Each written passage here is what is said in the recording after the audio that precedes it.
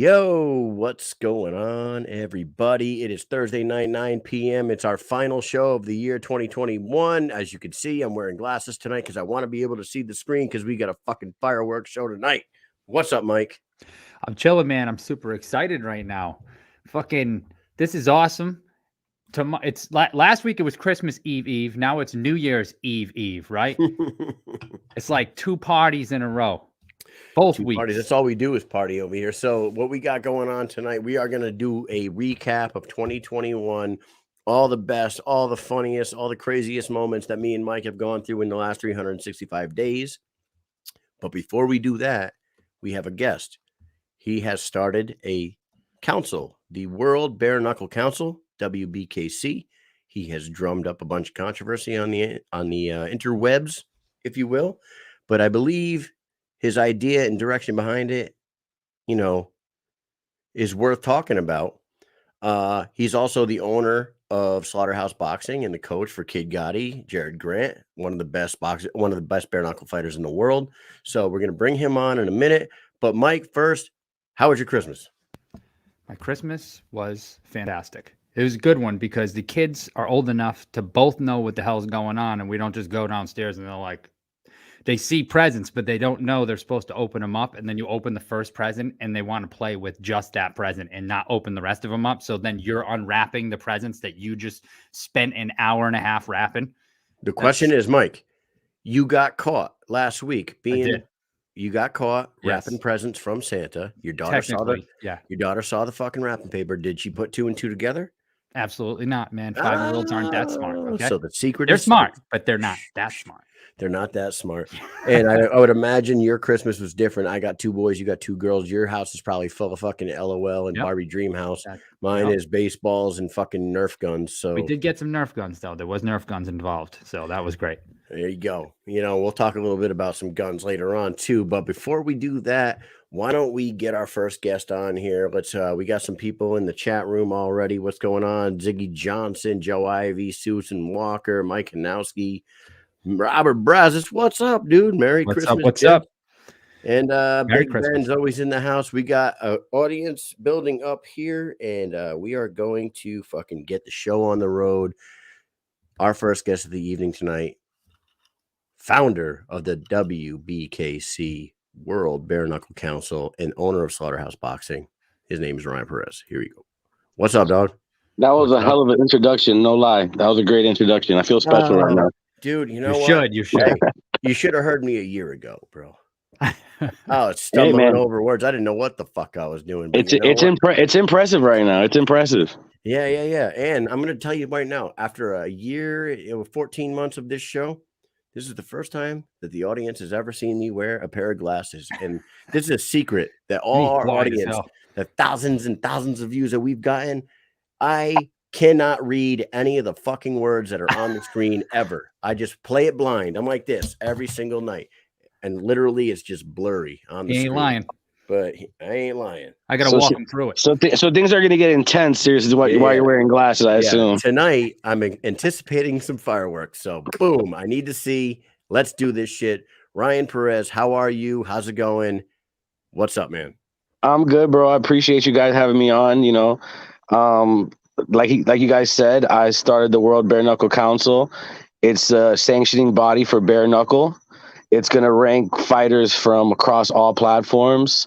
If you fight with no gloves on, I get the whole, every promotion has a little different bit of set of rules, but BoxRec ranks them in BoxRec all as bare knuckle fighters.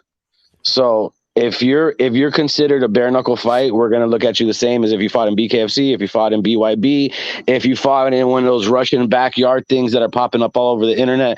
If it's a sanctioned fight and you're getting fight rankings on BoxRec, we're going to take you into consideration and rank you accordingly to, depending on. The big thing is there's fighters out there that have more fights than certain guys that are being crowned promotional champions and being crowned number ones. And, I'm the first one to admit it. Like Jared's my fighter, and Jared's 4-0 fighting for the world title next. There's a guy in England named Dan Chapman.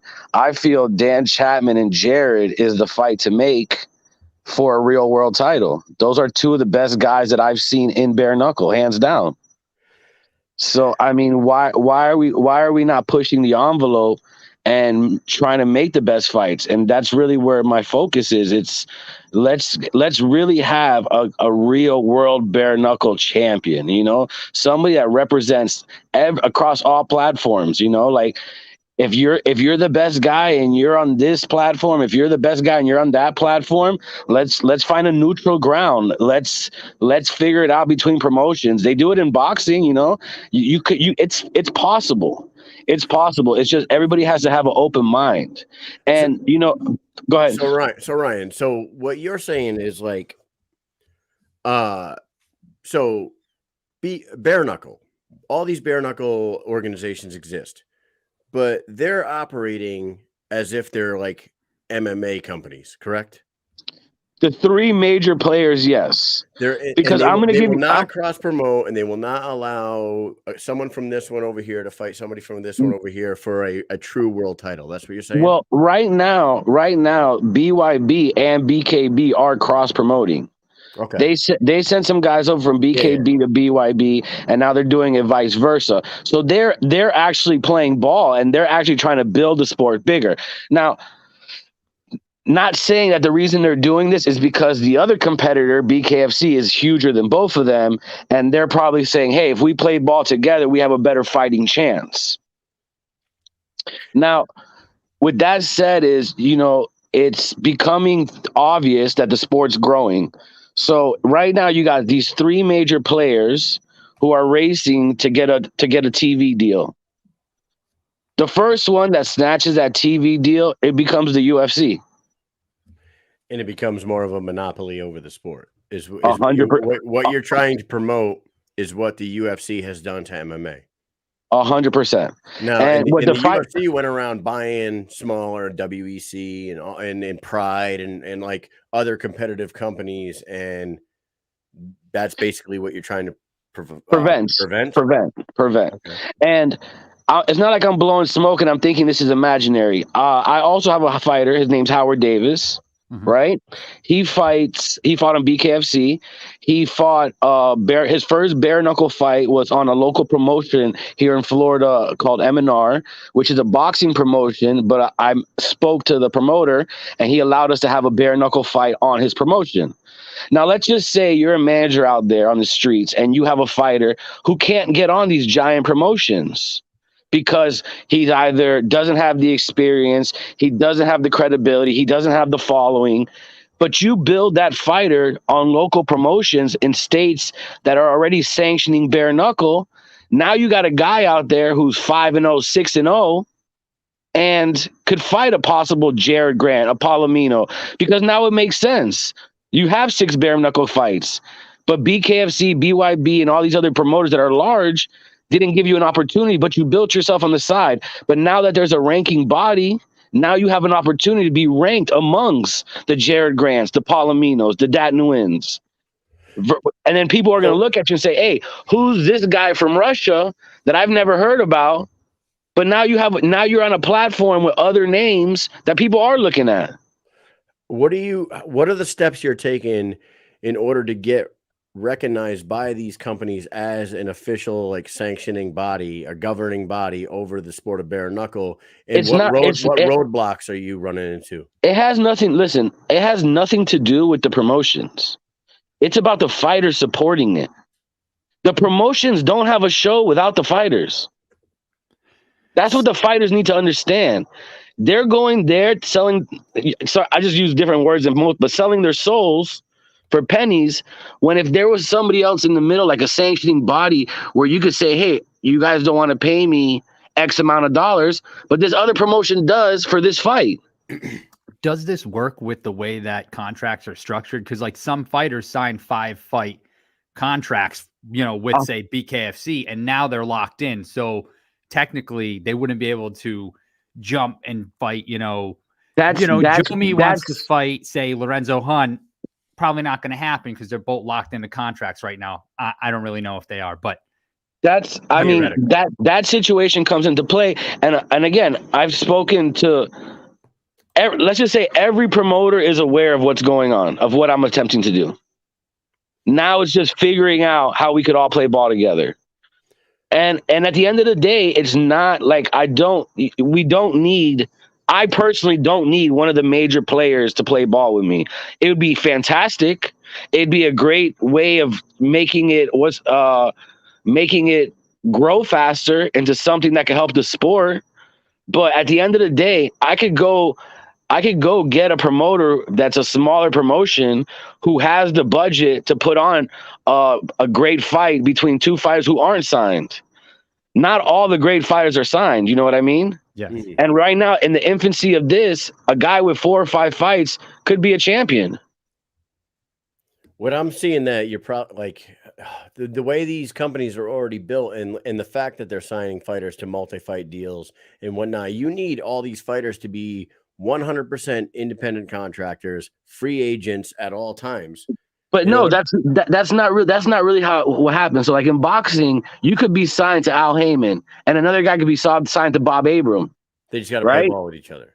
That's where the WBC, the IBF, the WBO, all those sanctioning bodies come into play, because both promotions want to have the belt in their promotion. Right. So the only way to fight titles in boxing and unify is fight the best and get those belts to your promotion. So you could say, hey, I got all the belts. Now I could host the best pay-per-views that's going to draw the most eyes because I got all the champions under my promotion. Right. No, it's understandable. And I like where you're going with this. I think a lot of people are confused, because when we first saw the belt, and actually maybe not the first time, but when we saw it a lot was at the BYB event, when we saw people from both promotions, the BYB, BKFC, holding the belt. And then people are like, what is this? What's going on? And there wasn't really an explanation out there. So how can people find out about this, about what's going on? Are you going to put out, like official statements and all that's lined up for the new year?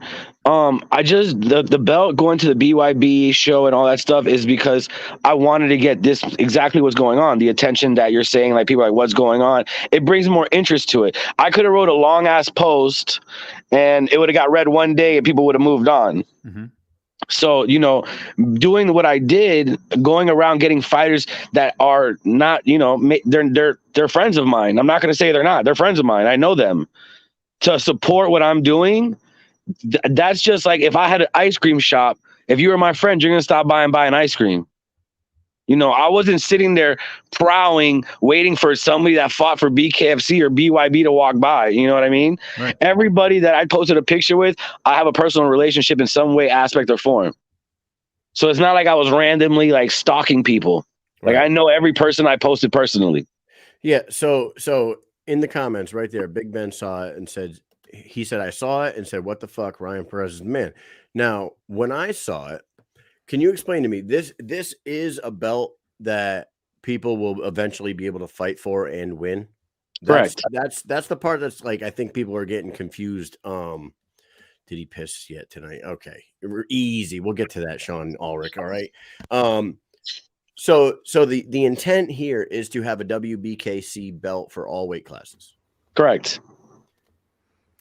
Who is going to? Sorry. Go ahead. I was going to say, who is going to be a part of the council that votes on this, and how do the people get into the council? So this isn't a public trading business. This is a private business. So those are kind of things that I have to keep at this point in the venture of it, like private, because the people involved, like, once I get certain promoters and certain things all lined up the way it needs to be lined up, all those aspects are going to come out. Like, I'm not going to be coming in the future as a spokesperson. I'm not involved in the ranking. I just brought this necessary evil to the table as a person watching from the sidelines, because I have fighters in the sport and I see what's happening, and I have young fighters in the sport. I don't have these old dogs that are in bare knuckle. I have young fighters. So I want their longevity in the sport to be the best they can. I want them to make the most money they can. And I know that having sanctioning bodies within combat sports are how you make more money. Unification fights make more money. It's that simple. Now, who all right now, as we speak, Yeah. who is the council made up of? Is there several members? Is it just There's several members. There's several members, and none of them are involved in the aspect of bare knuckle. They're more boxing people. Okay. It's more people that are involved with boxing. So I'm going to give you guys a little bit of background of what I've done in combat sports, so you guys so people have a better understanding. I'm a USA boxing official. I'm a USA boxing judge. I'm a USA boxing ranking official. I'm a level 2 official and judge. I'm also one of the head people in charge of ranking all athletes in amateur boxing through Sugarbird boxing programs. So I already rank about 1,200 to 1,400 kids throughout all weight classes and age groups for USA boxing promotions. Wow. Right. Okay. I'm the chairman of the Junior Olympics for South Florida boxing. So I'm very involved in the sport of combat. And I've been a boxer in my own community since I was 17 years old. I'm the chair. I'm one of the board members for my LBC in Florida. And, I've done a lot within the community of boxing. I've had over 15 national champions. I've done a lot. So that's where my credibility comes. I've ranked kids for the last 5 or 6 years for Sugarbird boxing through USA boxing, 1,500 and 1,900 kids, shitload of kids every year. So I know how this works. I've done it. You know what I mean? So I understand the system and how everything works. So I've put people in positions with me that have done it with me through boxing that have no interest in the sport other than helping the World Bare Knuckle Council grow as a platform. Right. And what qualification, like when you're building your council, right? Mm-hmm. You said it's all boxing people. As of right now, the people that are involved are in boxing. How are you what's the process to select the council? Are you looking for veteran bare knuckle people that have been in BKB for a number of years? BKB's been around for a long time. BYB's been around for a while. BKFC's the top dog right now as of the last 3 years. Are you reaching out to people involved in these organizations and trying to pluck people from there to get into the council? No, because what happens when you start doing that, regardless if they're not associated with it anymore, they're always going to show a favoritism towards that promotion that they've dealt with in the past. And they're going to try to push their agenda one way or another. So that's why it's super important. Because even the same thing in amateur boxing, when I do the rankings, I've had people offer me money. I've had people offer me all types of shit to make their kids move up the rankings faster. People have offered me money to change their score on a PT test for the military. Right, so. right. How about that? So, right. Yeah, so, and you guys already know how scummy boxing is. So I've already dealt with, having people when I was doing that. I'm not doing trial and error. I've already done the trial and error the last 5 years in the amateurs. Like I know what you can and can't do when it comes to ranking people. I know what kind of people you need to do it with because certain people have agendas, and it's just it's vetting out the people that are not worth a damn, that you can't trust and you can't have. It's a scummy business. It's legit the mob. Like right now, I'm going to bat against the mob. And then what pisses me off is if you can't see that, like you're shitting on me and I'm up here going to bat for all the fighters. Like legit, I'm out here looking like Brandon Lambert right now. Yeah, Brandon Lambert went to bat for you the other day on social media. Because he knows I'm a real one. Because look, for people that say that I'm a piece of shit for doing all the stuff I did, just use Brandon Lambert as your experience. Brandon told everybody he was going to spit in my face. He was going to do all this crazy shit. And then I welcomed him to my gym and trained him. Yep. I'm not a bad person. I'm not a bad person. Right. That segues perfectly into this next question that I have for you. And like you just said, you're not going to pluck people from different organizations because it's impossible for them to be biased. But a person like yourself who has fighters like Jared Grant and Howard Davis and other fighters involved, How do people expect you on this council to be unbiased? Or No. are you not going to be one of the voting? No, I have nothing. I want to make that clear. I have nothing to do with that. You knew that question was going to come up. That's 100%, 100%. But and it's the same thing with the amateur. With the amateur, I'm kind of like the one who like directs, like making sure the time frames are done for things. Like, hey, I need the rankings by Tuesday. That's kind of more of my direction. But in this aspect, because it's professional sport and there's money involved, I'm literally going to step away from this completely at some point. And my partner, which one of the people on the board, his name is Burt Wells, he's going to be the person who shows it, who has the belts in the ring, who's the spokesperson for the company, who's everything. I'm just getting the ball rolling because I see that it's a necessary evil. But I also know I have to step away from it and not be involved in that aspect. I could be the founder, I could be all that, but maybe put my face on a plaque on the wall and let me just go about my business. But, you know, just knowing that, oh, I brought it into the sport. However it develops from here, it's going to develop into a business where it's going to be professionally ran and the people involved are not going to be in it to not manipulate the system. That's a big thing. And another thing people don't understand, too, that I want to let people understand, the reason why boxing belts are so hated in boxing is not because every champion doesn't want one. It's the sanction fees. It's the fees that the fighter has to pay to retain the belt. All those things. None of that is happening with my belt. I'm not charging the fighters a dime to have the belt. You win that belt, that's your belt forever. I don't want $1 from you. I don't want anything from you.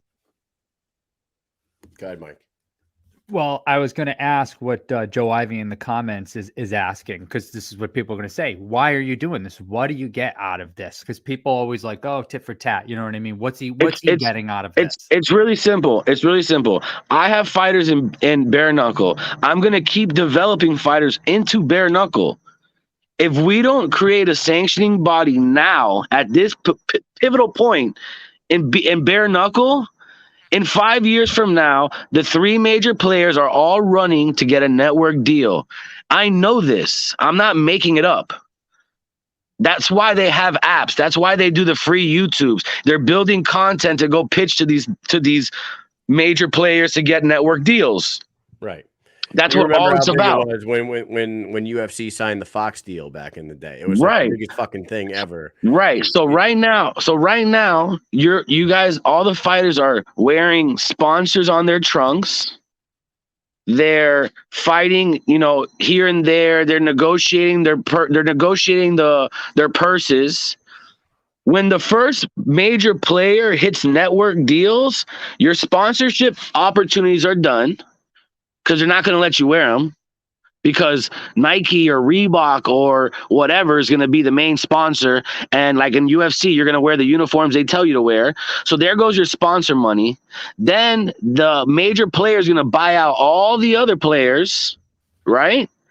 Then he's the one and only who dictates the best. And now he's going to tell you, you don't fight on my platform. Oh, I'm going to pay you 10 grand. Oh, but I want to make 20. You can make 10 or you'll never fight on my platform and you'll never be nobody. Are you funding the WBKC solo right now? Or do you have 150%. I'm putting everything, all the money that's happening is coming out of my pocket. So nobody backing you on this one right now? No, absolutely not. Not $1. The reason I'm doing it is because I truly believe that if someone and again, there could be another belt and a third belt and a fourth belt and a fifth belt. It's a necessary evil to not let the promoters control and monopolize the sport. That's all it is. And then you can negotiate your deals because the fighters don't understand. If you have a contract with a promoter and you tell him, oh, I'm going to fight for you for the next 5 years, and then he gets that television deal, you can't sell nothing. You're done. You're done. I'm going to ask you something, and I think I know what your answer is going to be. How is it that the Police Gazette belt goes around to these different companies right now, and someone like yourself with a WBKC belt wouldn't be able to do the same thing? Oh, I would be able to do the same thing. There's nothing that's stopping me to doing it. It's just I want to make sure that all my ducks are in order before I announce my first championship fight. Because like I told you, the money, I'm putting in the money behind it myself. So it's nothing, like I said, it's nothing to go to another promoter that's not a major player, make a title fight on that, stream it, and if the fighters that are on it are good enough, I'm gonna get my return and my investment. I'm gonna get it. Because the way the belt works, the way I'm gonna be able to fund the belts, because I know it's another big question. The way I'm gonna be able to fund it is on my belt, there's 3 plaques on each side. Each plaque will be a fighter's face, whoever's fighting for the belt. And then the next plate will be their respective country. And then the last 2 plates on the backside are going to be for sponsors. Okay. So that way, kind of like the medals. The medals always have for the exactly. They always have a sponsor on the medal, on the ribbon. Exactly. So I'm going to get people, I'm going to do the legwork, and then eventually I'm going to have people, if I could get the support of the sport, I'm going to have people help me get sponsorships and sponsor this and back it. But as of right now, I'm backing it myself because I truly believe it's a necessary evil. Because, dude, and let's keep this straight up, because I know there's a lot of people in the comments like, oh, what's in it for him? I'm golden, bro. My kids are in BKFC already. My kids are already in the biggest promotion. And it's nothing for me to put another one on there. So for me to at least stand up to Dave, because we all know who the major player is, and at least attempt to try this for the fighters, I should be getting a fucking round of applause, not getting thrown in the gutter. Are you getting pushback? I know that you were at the BYB, and BYB has done some cross promotion with the BKB, so I would imagine that you are friendly with them. Are you getting pushback from the third promotion of the big 3? I don't feel like I'm getting pushback. No? Okay. I feel like the topics on the table. Okay. It's just we need to see how it works for them and doesn't discredit what they're doing. Mm-hmm.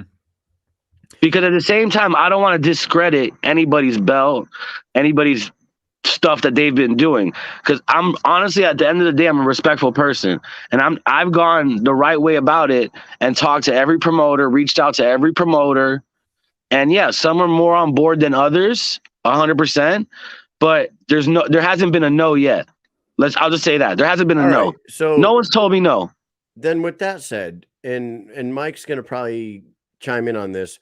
Why is there so much heat in the social media world when it comes to you? And like, why, if everything sounds pretty straightforward, like you have a good cause when it comes to this, you're trying to get the fighters paid, you're trying to get the sport recognized as an official, with an official world champion, but you go on the internet and like I posted the fact that we were going to have you on the show tonight, and it's like, are you going to fucking ask him this? Are you going to ask him that? Are you going to, refute some of this shit? Are you going to call him out on his whatnot, whatever?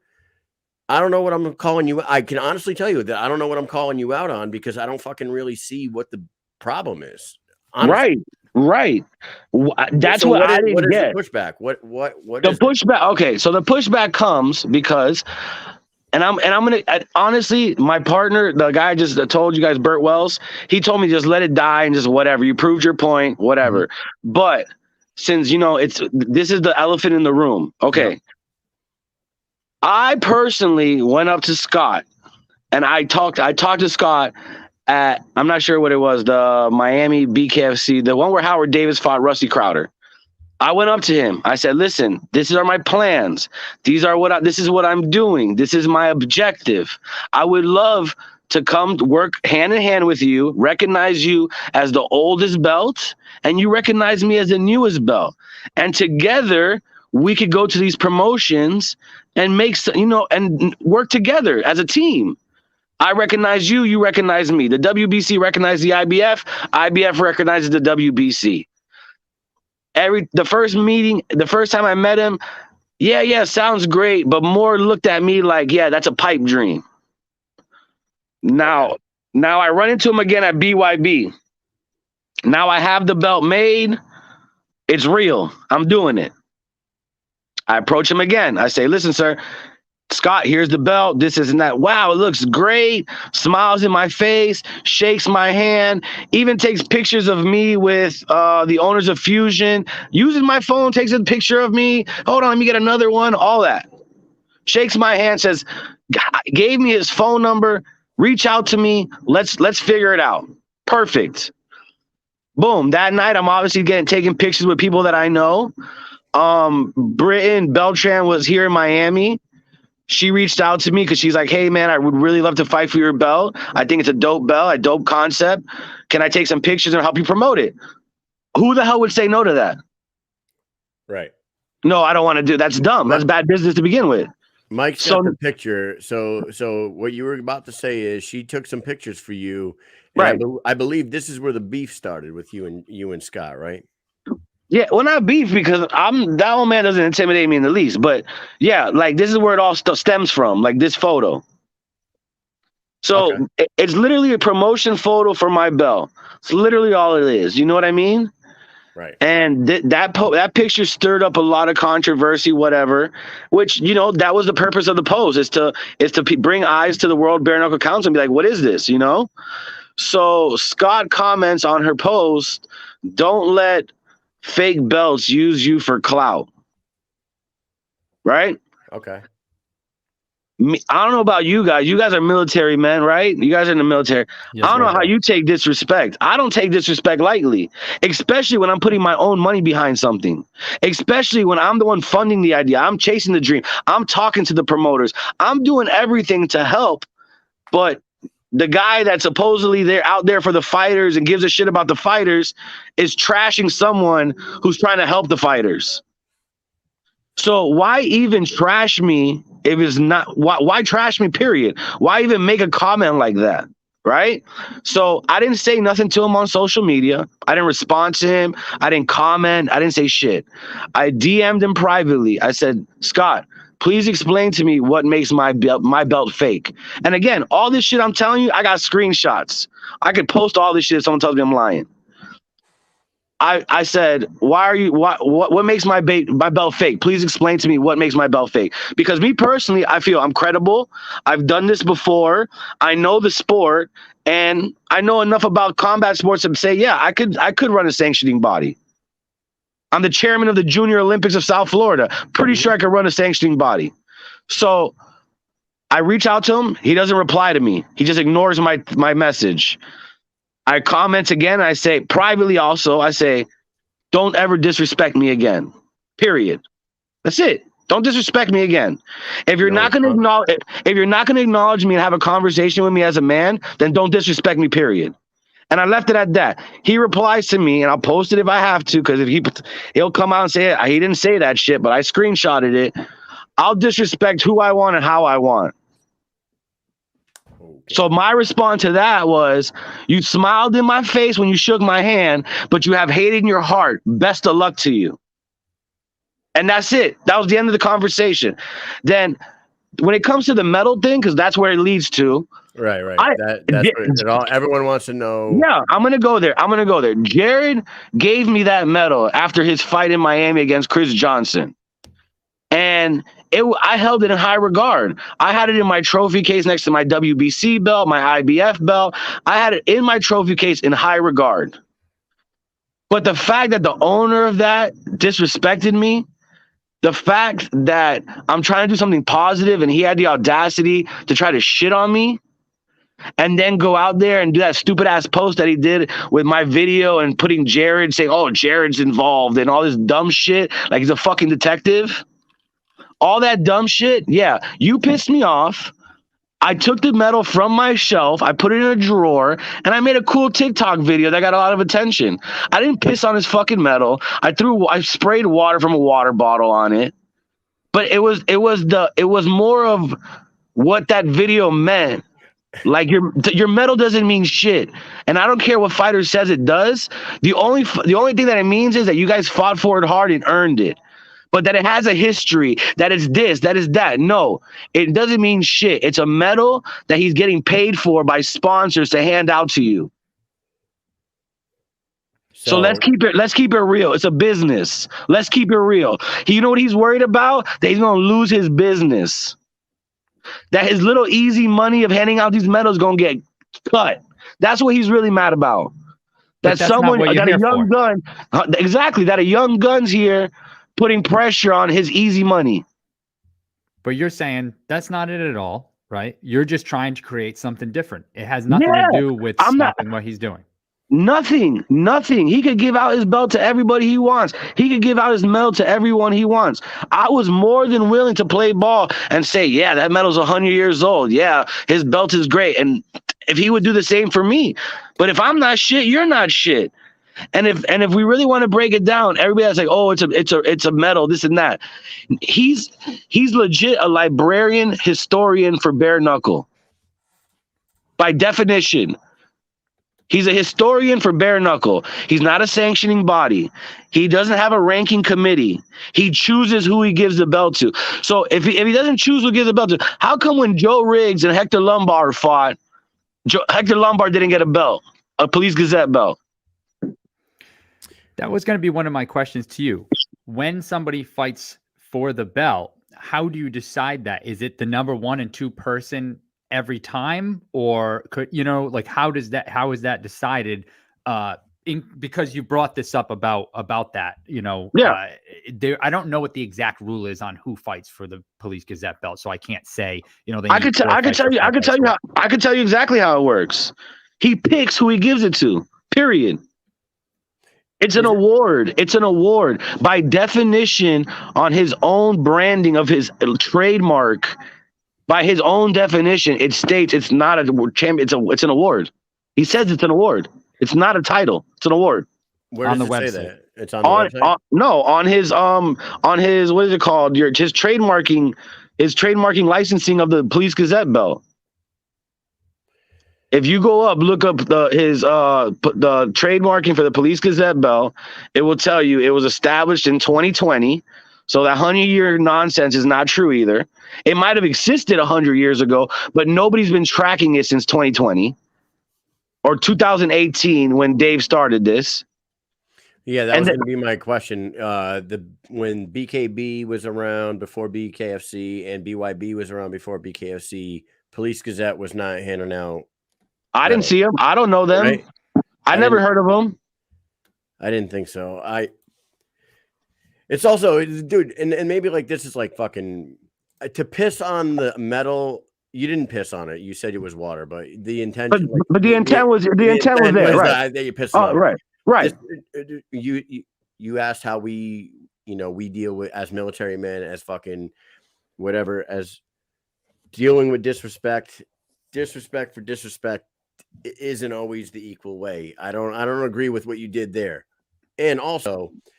Award or not, if Mike and I deploy, right, we come back, we get a service medal for our fucking uniform. It's an award. It's a ribbon, right? It means shit. It doesn't fucking. You didn't do anything other than go overseas for your country. You come back, they give you this ribbon. I could throw it in the trash, or I could put it on my uniform. The way I look at these ribbons are, it takes a certain type of person to step into a bare knuckle ring and actually win one of those fights. So putting that ribbon on by the Police Gazette does mean a lot to these guys. And like 100%. Honestly pissing on it. But why? Because they were sold a dream that it means something. Because I guarantee you. All right, let's keep it real. Let's keep it real. If we're gonna keep it real, let's keep it real. Yeah. I promise you, if I hand out a $5,000 check to every fighter, they're gonna pick the check over the medal every time. You're probably right about that. Right. Okay, so I'm not saying that the shit, like I said, I held it in high regard. I had it in my trophy case next to my fucking boxing world titles. I believed it. I was like, bro, I was excited. I told Scott every time, man, I can't wait till Jarrett wins that Police Gazette belt. I never shitted on him. It was until he disrespect towards you. Bro. Like, and it's not even that. It's not even that. The belt costs a few $1,000, bro. It's not cheap. Right. It's not some cheap shit that I got off of Alibaba. It's some custom one-of-one stuff. So if I'm, I will say right now, that is a fucking awesome looking belt. It looks great. Thank you. It looks Yes. great. Thank you. In all those pictures, it looks I do great. like it. I'm like, if I was a fighter, I would want to hold that belt for sure. Thank you. And it's like bro, it's like you don't get a belt like that made overnight. You know what I mean? So Yeah. I've been in the works of this for months. This isn't like I popped up with the idea yesterday, like, let me post a video. I've been at it for months.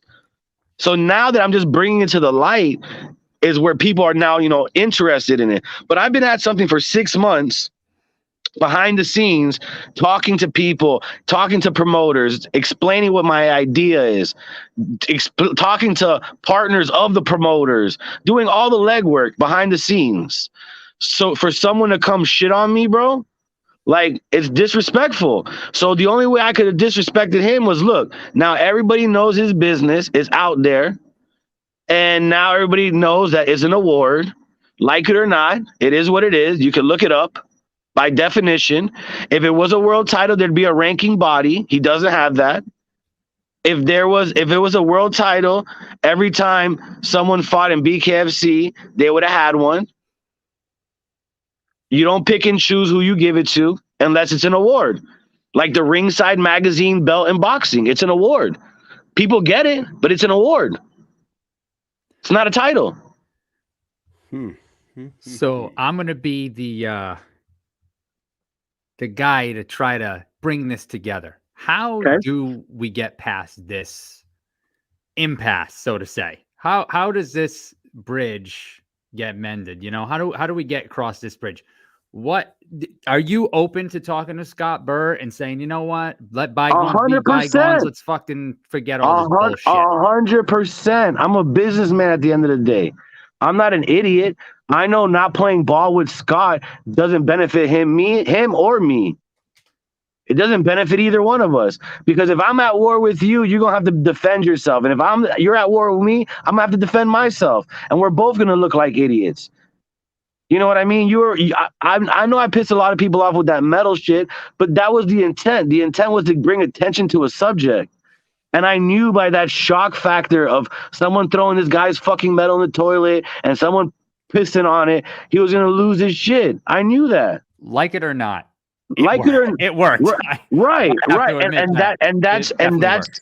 And that was the objective of it, to bring to attention what I'm doing, my objective. And again, like, I have I'm not going to say I don't have no problem with Scott, because his disrespect wasn't cool. That shit wasn't cool. But can I look past it? 100%. Can I have a working relationship with him and work hand to hand and maybe come to something that we could do something together? 1,000%. But the same way, look, I'm live on your show. Hey, I apologize, Scott, for that video. I apologize that it upsetted you, but I needed to get my point across. I didn't need you shitting on my objective of what I'm trying to build or what I'm trying to do. I was hoping you would have supported me, but if you didn't support me from the beginning, just could have kept it real and said, hey, I don't like the idea and I don't want to work with you, and I don't think I'm going to support it. Perfect. I would have gone about my business and I would have done what I wanted. But the fact that you smiled in my face and you played this whole shit and then trashed me on the internet like you weren't ever going to see me again, like, that's so stupid. Like, so to me, my reaction to his action was immature, 100%. But I know by doing that, I brought eyes to the situation, and now I was able to explain what I'm trying to do, my objective. And most importantly, it's not about Scott. It's not about me. It's about the fighters, bro. Like, you guys don't. I know you're focused on training and you're focused on all this other stuff, but if you're not looking at the sport, how it's developed since 2018 to now, go watch a show on BKFC's app from 2018 and then go watch one now and just see how it's developing. It's growing fast. Right. So if someone doesn't jump in the mix and try to, like, vet this, where it's like, hey, this fighter wants to get paid a little bit more, this promoter's willing to pay to put it. There's a million different angles of how this benefits the fighters. Promoters hate belts because they can't control the system. That's why the promoter hates other belts. But when you control the belt, you control the ranking, you're the biggest sanctioning, you're the biggest platform in America or in the world, you dictate the show. You're Dana White. I And we can, see I we can see what's honestly, happening right now. I can honestly tell you that I don't really see the harm in anything that you're trying to do with this WBKC for sure. I don't. You've answered a lot of questions that people have asked. Like you explained the disrespect, but also you explained like my question for you being on the council. You're not going to be on the council. You're trying No. to help the fighters. What are the benefits? You answered the benefits. So like honestly, we are open invite to any Scott Burt, David Feldman, anybody from any of the organizations that want to come on here and talk about this and what the pros and cons are. I would love to have them all come on. That's an open invitation right now. And listen, and it's tough. It's tough for them. Like I understand it. Like in the business aspect, like they've been building something for years already. You know what I mean? And they're doing a great job. There's no doubt about it. But the longevity of this sport is where fighters actually make money in it. You know what I mean? Like I'm gonna give you I'm gonna use again another scenario. I have Howard Davis. Howard Davis has 2 professional bare knuckle fights, and now he's gonna have his pro debut in boxing in January. But he already has a superficial cut right here.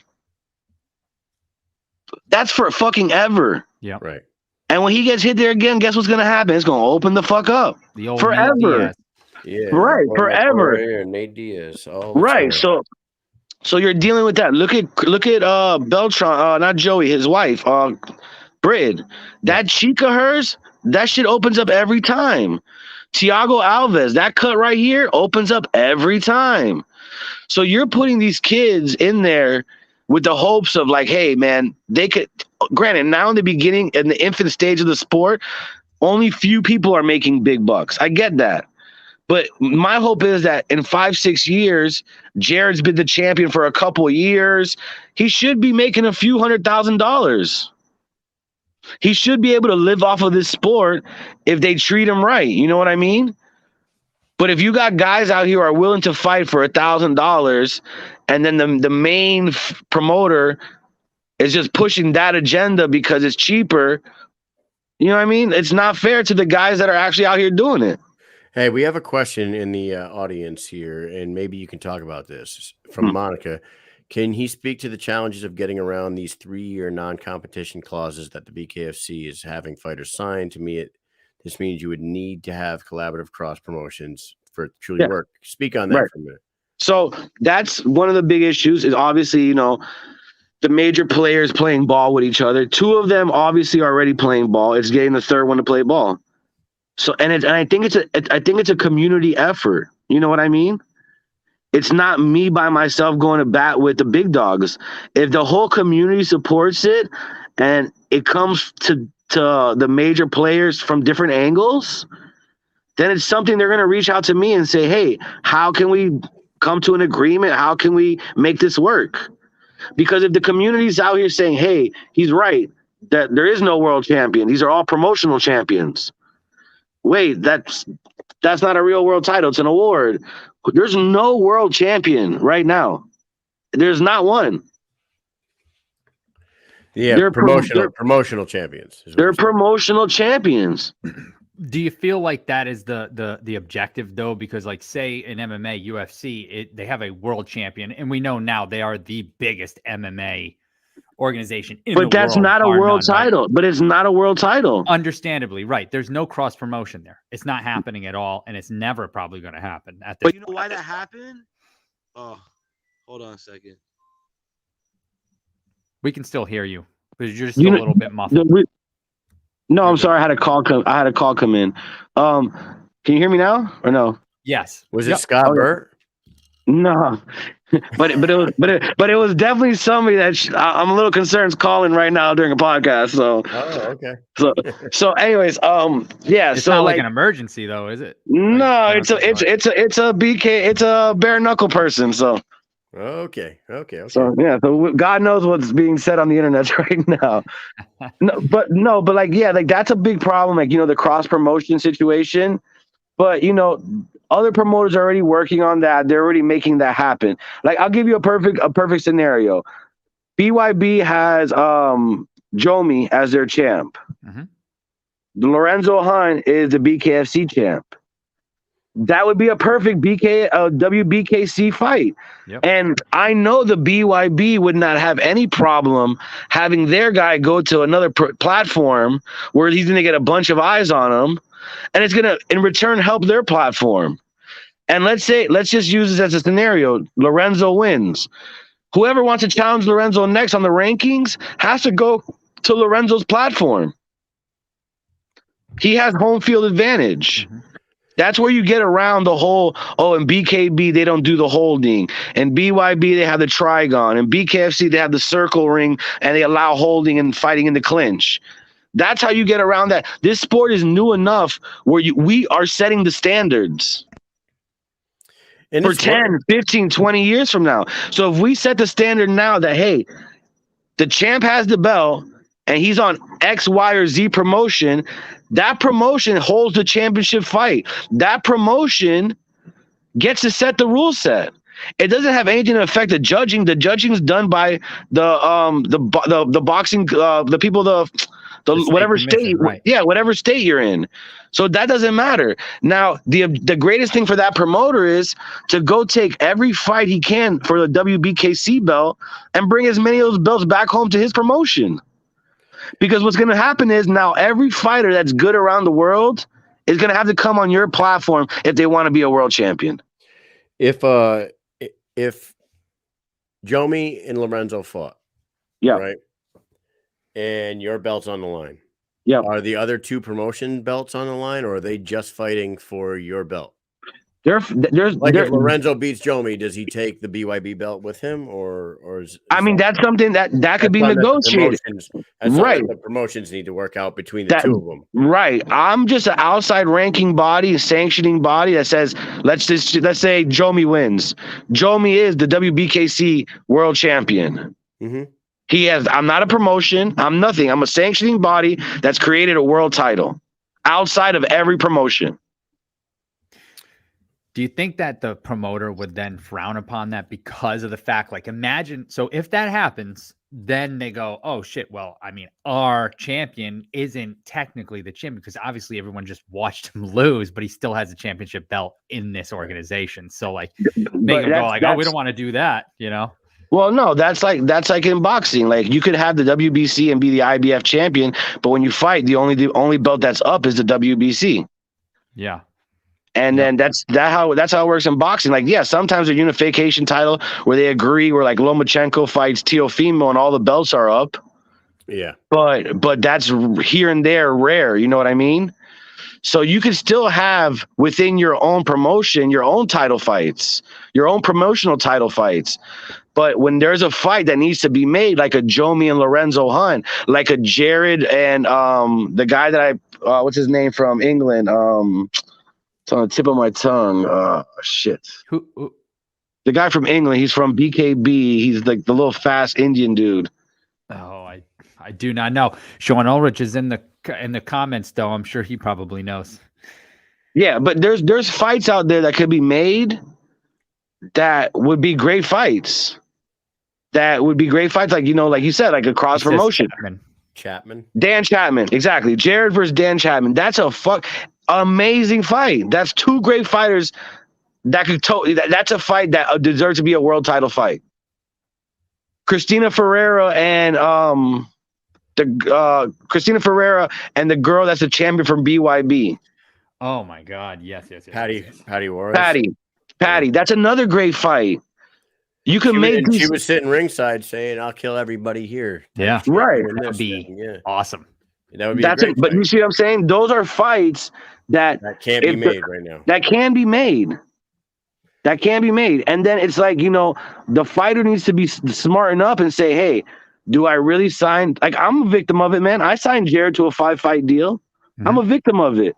But I learned money. I mean, there had to be a certain dollar amount involved in that 5-fight deal, and it was very enticing, and you took it, which everybody would. But the problem is thinking long term when you're tying yourself up in 5-fight deals, you're really fucking defeating the purpose, right? Well, the thing is with Jared. Okay, so Jared, when I brought him into bare knuckle, it was very, very new sport, very, very new. Yeah. So I was like, yo, you're gonna be one of the pioneers. You didn't start day one with BKFC, but you're close enough to the beginning. where you could be a pioneer, and you're young enough that a 5-fight, 2-year deal isn't going to kill you or kill your career. And then we'll come back and circle around in 5 fights and see what your marketability is, see what your stock has gone up to. And he's already about to be the promotional champ for BKFC. So when we circle back around now, they got to come at me a little different because, hey, look, we've proven ourselves, like we're proving our worth. But then on the same hand, I have Howard, who I didn't sign to nobody. And I turned him pro in October. He fought in October, he fought in November, he's fighting in January, and he's fighting in February. So he's already going to be 4-0 in that time frame where that took Jared an entire year. Wow. Things are moving fast here. Yeah. Okay. Right. So then you look at it like that, where you're like, okay, I got Howard 4-0. 2 BKFC fights, 2 outside promotional fights, signed to nobody. He's consistently getting a check, and he's building his record. So then now when you come back to one of the major players with a 4-0 record, a 6-0 record, now the dollar signs change. And that's where the fighters are not understanding that this is a necessary evil. Because if you hold the belt, you hold some type of clout that another fighter wants to be a world champion. And if this promoter really wants his fighter to hold that weight, he's going to pay you what you want for that fight. Well, man, this is absolutely eye-opening interview here. A lot of people had no idea what the WBKC was. They had no idea. So a lot of this is really good information, and I really feel like this is a conversation that needs to be had with all 3 of the major promotions in order for this sport as a sport to continue to grow, and maybe 17 years from now is bigger than, not saying maybe 10 years from now is bigger than the UFC. You know what I mean? It's like, right. It's the fastest growing combat sport in the world, and it doesn't seem like, you call it a necessary evil, but it doesn't really sound like there's any evil. There's no evil on the aspect of the fighters and what we're trying to do. It's the promoters who see us as an evil, because the promoters want to control their promotion, which is understandable.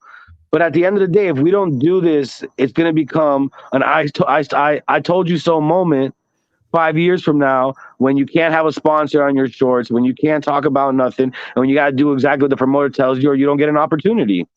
Why are people leaving the UFC right now? Because there's more options for them now. Right. They got more options. A thing called Triller showed up and started paying everybody 10 times as much money. Yeah, right, but look at Tyrone Woodley. Let's scratch out his fight with Jake Paul. Scratch that out.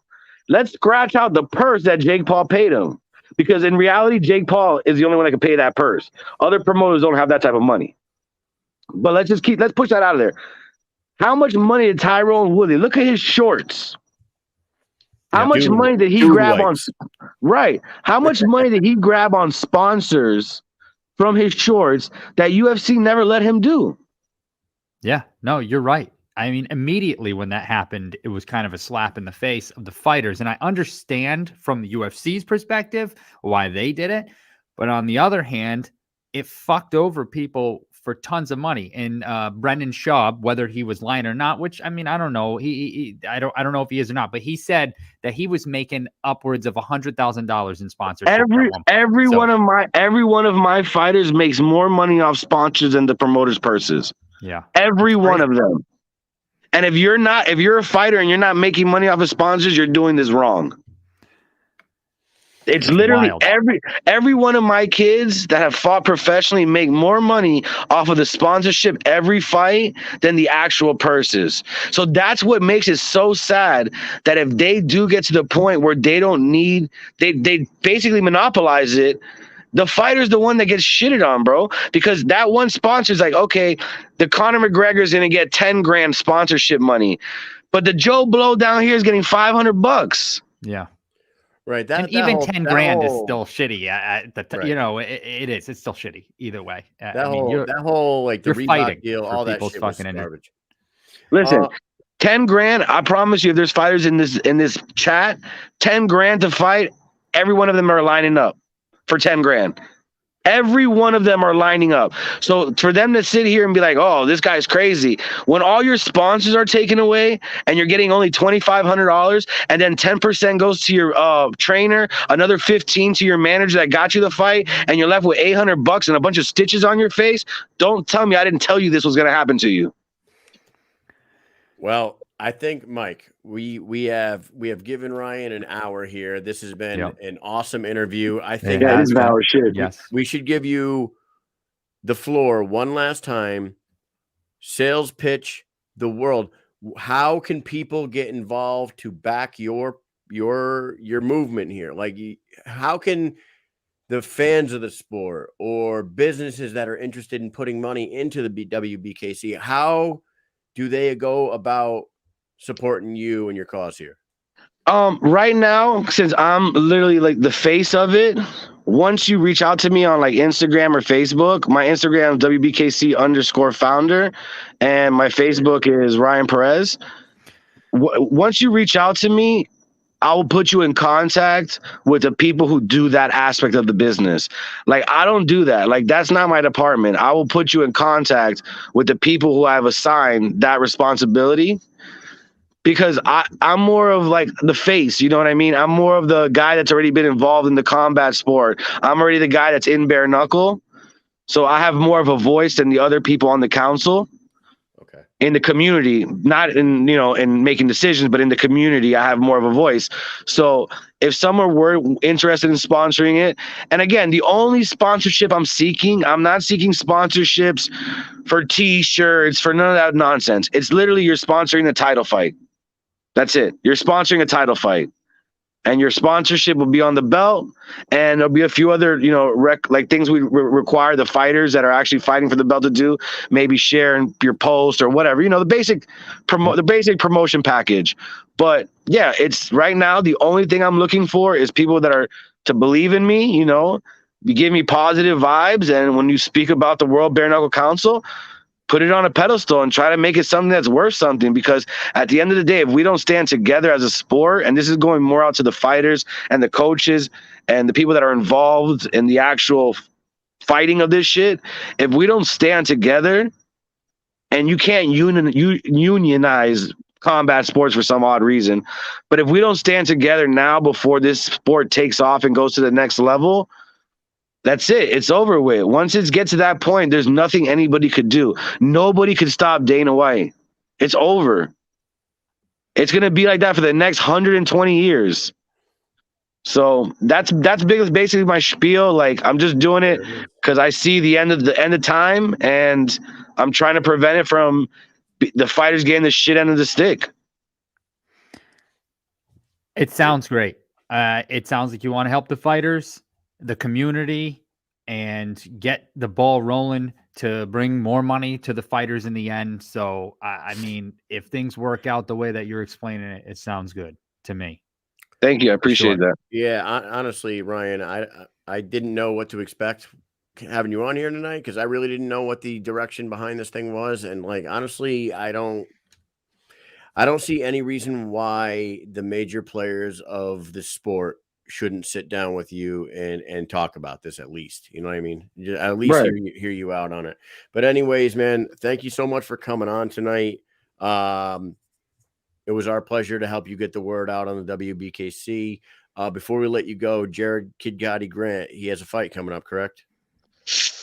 Yes and no. He was supposed to, and He then wasn't supposed to post that. Yeah, he wasn't. But he was supposed. Okay. So what happened was, if the BKFC had their fight in Texas in February, he was gonna fight. But since they did it in Miami, they're not gonna fight in Miami because that's card stacked, and they want to make it a main event.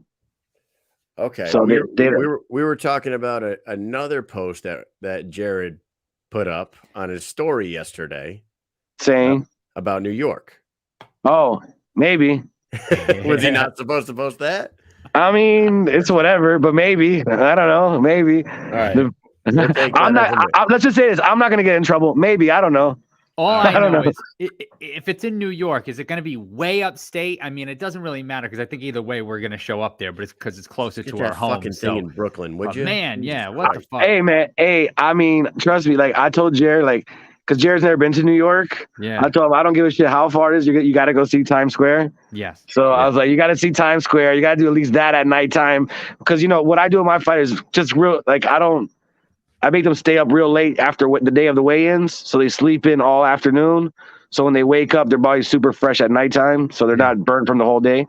So I'll probably take them out on a late night New York ride, you know, somewhere in New York. Yeah. There Go you get go. a slice. And Fucking check again, out I don't Times know. I Square. don't know if he's fighting in New York. I don't know any No. of that. But Okay. Me neither. but if it is, but you know, All right. Hey, so what's going to happen is we're going to invite certain people on here. We're going to talk to them about your counsel. If you feel like sending us some screenshots, we'll throw them up there too. Feel free. You know what I mean? This is your open forum to put anything out there. All right. I'm not trying to stir any more shit up, but you know, why not? no, I'm gonna keep it politically straight from now on. I see that my personality is very harsh and people get in their feelings. You know, I don't know if you guys know who Dan Pena is. No. I don't know. No. Dan Pena. Okay. When you get a chance, look up Dan Pena on YouTube. He has this term called snowflakes. A lot of people are fucking snowflakes now, Oh, and yeah. they melt under pressure. So I put some many of pressure. Yeah, I put some pressure on the snowflakes and they all melted. So I get it. I'm sorry. I apologize, but I was raised outside. I drank water from the hose. So you know. That explains it all. There it is. Yeah, so I wasn't a padded kid. My parents gave me the tough love, rough outside life. I'm not a sugarcoating type of person, man. All right, And that's one thing too. Before I go, I'll keep it honest. Every time you guys ever have me on, I have no hair on my tongue. I'm gonna say how it is. So there's never gonna be any bullshit behind what I say. It is how it is, and however it comes out is how it comes out. Well, anything else, Mike? You got anything else for this guy? He's given us everything he could possibly give tonight. So I think so too. I'm glad you came on. I'm glad you were honest and you put everything out there. And as Kyle said, we're like an open forum. So we have people come on. I'm sure, like he said, Scott Burt, if he wants to come on and say his side, but hopefully after this, if Scott watches it, which I'm pretty sure he probably will want to, I mean, if I was Scott, I'd be watching to find out what you said.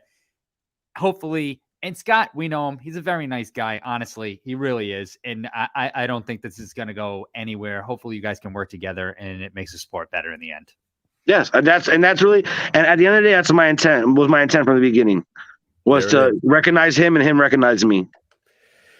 All right, man. Well, thank you so much for coming on. You have an open invite to come back whenever you want. When this ball is going to keep on rolling, and I have a feeling that the WBKC will be involved in 2022 in a big way. So we'll be talking to you soon. All right, brother?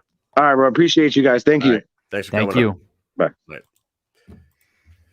All right, guys. That was great. That was our final guest of the year 2021. Yep. I honestly... I'll be honest with you. I knew what WBKC meant. Yeah. I know Ryan Perez. I saw the belt. I saw the pictures. I did not know what the intent behind this whole thing was, to be honest. No idea. But excellent fucking interview, right, Mike? What else you got to say about that? It was fantastic. He had a lot to say. I thought originally we were going to do like, hey, so we don't tell the guests ahead of time, you're on for a half an hour. We just usually do half an hour time slots, but we have no guest after him. So we just keep going. We went an hour and 7 minutes into this thing, and I feel like we probably could have talked more.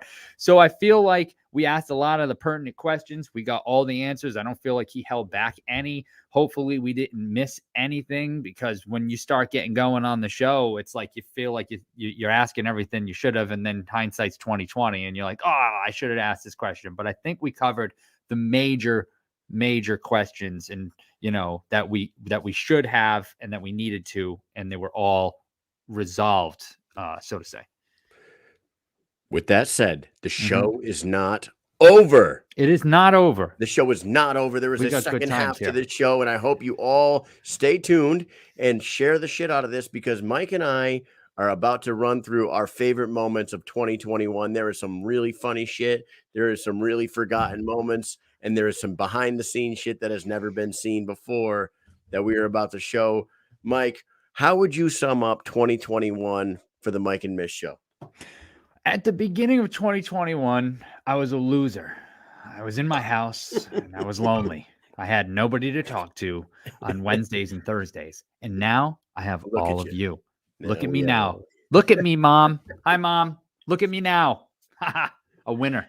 Right. Yeah. So with all that said, dude, when this show started, everybody doesn't realize this show was I started it in November of 2020. Mm-hmm. So 2021 was basically the entire time this show was growing, right? I think our first guest actually yeah. of 2021 was Lorenzo Hunt, to be honest with you. It was either Lorenzo or Britton Hart. It was one of those two.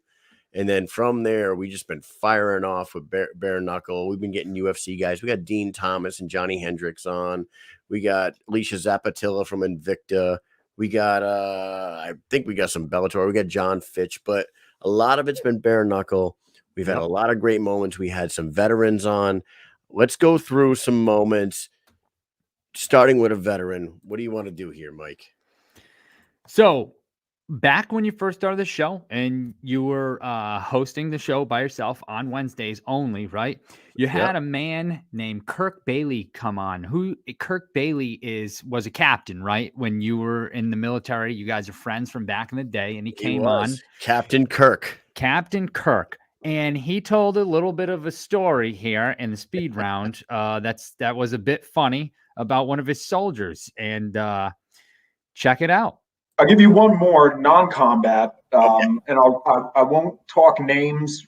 Bottom line, we're training in between my first and second tour. We're getting ready to go over new CO, trying to prove himself. We're downrange at Fort Carson. If you know anything about Colorado, like the downrange at Carson, the lightning risk is pretty severe. And training, like you just can't fucking train in lightning. It's a go.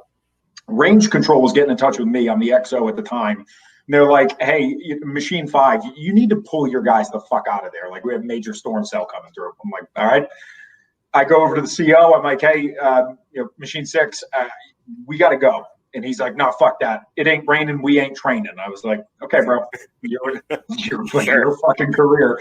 Sure as shit, we've got this massive rock wall. It's this cliff, and there's a lightning rod on top of it. There's 2 hills, and I've pretty much convinced him and corralled all the fucking guys back to the OP that we're going to leave from. There's 1 squad and 1 platoon leader with that squad, and they're about a 400-meter run from me. I got to go 2 hills, and I'm down into the second. I'm in between the first and the second. A lightning bolt slams into the lightning rod at the top of this cliff, talking probably 500 meters away, and I see 4 fingers of lightning go to the ground. One of them goes right in front of me. I crest the IV line, I come down over the back of it, and all of my guys in this, I mean, I've known these kids for fucking 2.5 years now. Most of them I've already done a deployment with. This lieutenant, brand new, and they're looking at me and they're like, Mike, what the fuck is going on? What's the malfunction? We got to get back to the tracks. Let's get the fuck out of here. And my boy specialist Ramirez pulls me aside and he's like, sir, Lieutenant so-and-so just got struck by fucking lightning. And I'm like, fuck you. I'm like, no. And like, I'm looking around and all my guys, they're looking at me. They're like, sir, and I look at the kid. He's got an Ash Wednesday smudge in between his eyes. He caught a fucking belt of lightning to the forehead. And I looked at him. Now look, dumbest son of a bitch that I'd ever met in the military. So this thing was only it wasn't hurting anything. But I looked at him and I'm like, are you serious? He's like, dude, I'm fine. Let's go. But yeah, still craziest thing. I personally did not see it, but these kids, like, just the look of, they were all ghost white. Like, you saw the mark. So that kid was no Dunk Bailey, though. You know what I mean? Dunk would have got hit twice and been fine. Dude, you say that. You remember the fucking hams from our neighborhood? Dude, them 2 dudes were never the same. Dude, I love that fucking guy. I swear to God, Kirk is the best. And I believe that shit. Oh my God. Dude got fucking struck in the head by lightning, dude. He called it the Ash Wednesday mark in the middle of his forehead. Just a little Ash Wednesday mark in the middle of the forehead. You know, I probably would have been the same way. Like, get the fuck out of here. Yeah, no way. Now imagine these guys are on the other side training, and this dude gets hit. They just stare at him like, yo, what the fuck? Like, you get all this training and someone gets hit in the head with lightning. I honestly would just be like, yo, what the fuck? I'd probably stand there for 20 seconds just being like, yo, what the fuck just happened to this dude? Oh, dude, I look back at that clip right there. That was towards the beginning. You saw the graphics. It was like I didn't know how to really put the logo up at the top. I was changing colors and whatnot. And dude, I was rocking a sweatshirt from my old boy Bob Beauvais, MMA Roundhouse. I used to be on his show every Sunday. Shout out to Bob, man. If I had never got on his show, I never would have started my own show. He was the one that pushed me towards it, and I truly appreciate him. Right. I mean, it's fantastic. Hopefully Bob comes back around someday, but how about we get on to clip number 2? Clip number 2. What do we got? Another veteran? Yes, we do. And that veteran just happens to be your brother, the coolest. You guys are gonna love this one. This world. is a red-blooded American who is not quite all fucking there. Here we go.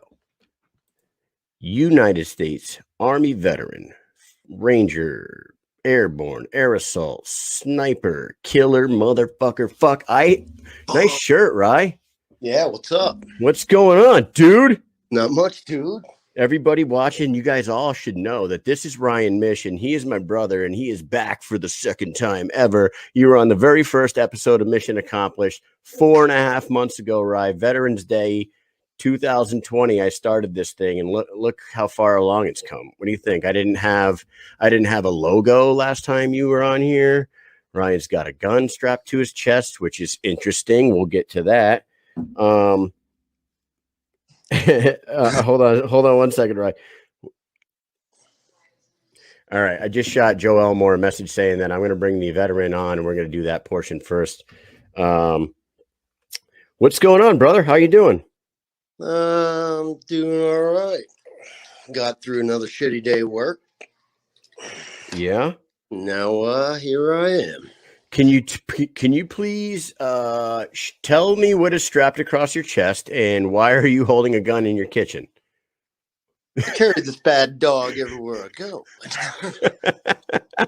No, yeah. Go ahead. Talk a little bit about gun control today on this show. Yeah, what do you want to talk about gun control, right? Let's I'll let you have the floor for a second while I'm texting my other guest. A lot of shitty news on lately that these Democrats want to take our Second Amendment rights away from us. Maybe not take them all away, but it's going to make it extremely hard for us to protect ourselves from them. So you're in full defense mode right now. You're ready to hold the house down? Yeah, because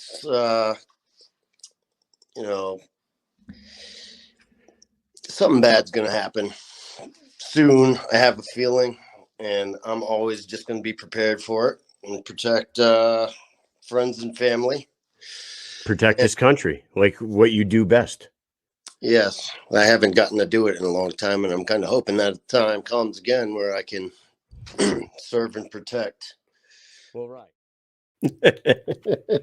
Wow. Just amazing. I think we'll have to serve and protect pretty soon. What do you think? I'm going to tell you something about my brother, right? Everything he says is 100% honest from the heart. He is the guy that you want on your side if shit goes down. He is the one. He ain't lying. He is the one that will serve and protect more than anybody I've ever met in my entire fucking life. And I'm going to tell you right now, talk about the Second Amendment and the fact that I am holding this fucking protector of my home in my hand Don't right be now. fucking with us. Do not do it. So here's the Don't deal, do it. right? I mean, here's the deal, Mike. Yeah. Last night, I'm sitting on my fucking porch, and I mean, not on my porch, my fucking couch. I'm sitting on my couch. Couch. It's close. I'm on my couch. Porch. This is no lie, ladies and gentlemen. I'm sitting on my couch. I'm working on an advertisement for next Wednesday's show, and I get like my phone dings, right? I have a notification from my Ring. Ding. Next thing you know, boom, boom, two of the biggest fucking slams on my front door. Like someone kicked the shit out of my front door. Happens. I jump off my couch. I run to the front door. There's somebody jumping into a car, and the car's peeling away up the fucking street. I call Amy upstairs. I was like, Amy, Look on the ring. Who the fuck was that? Who just came to the house? The ring, all it picked up was a car pull up in front of our house. A kid jumped out and it stopped. For some reason, our ring stopped recording as he was coming towards our house. But I'm going to fucking tell you right now. These goddamn kids are going to fuck with the wrong house, right? They're going to fuck with the wrong house. They're going to run into a Ryan Mish. They're going to run into a Kyle Mish. I might fucking butt stroke somebody. You never know.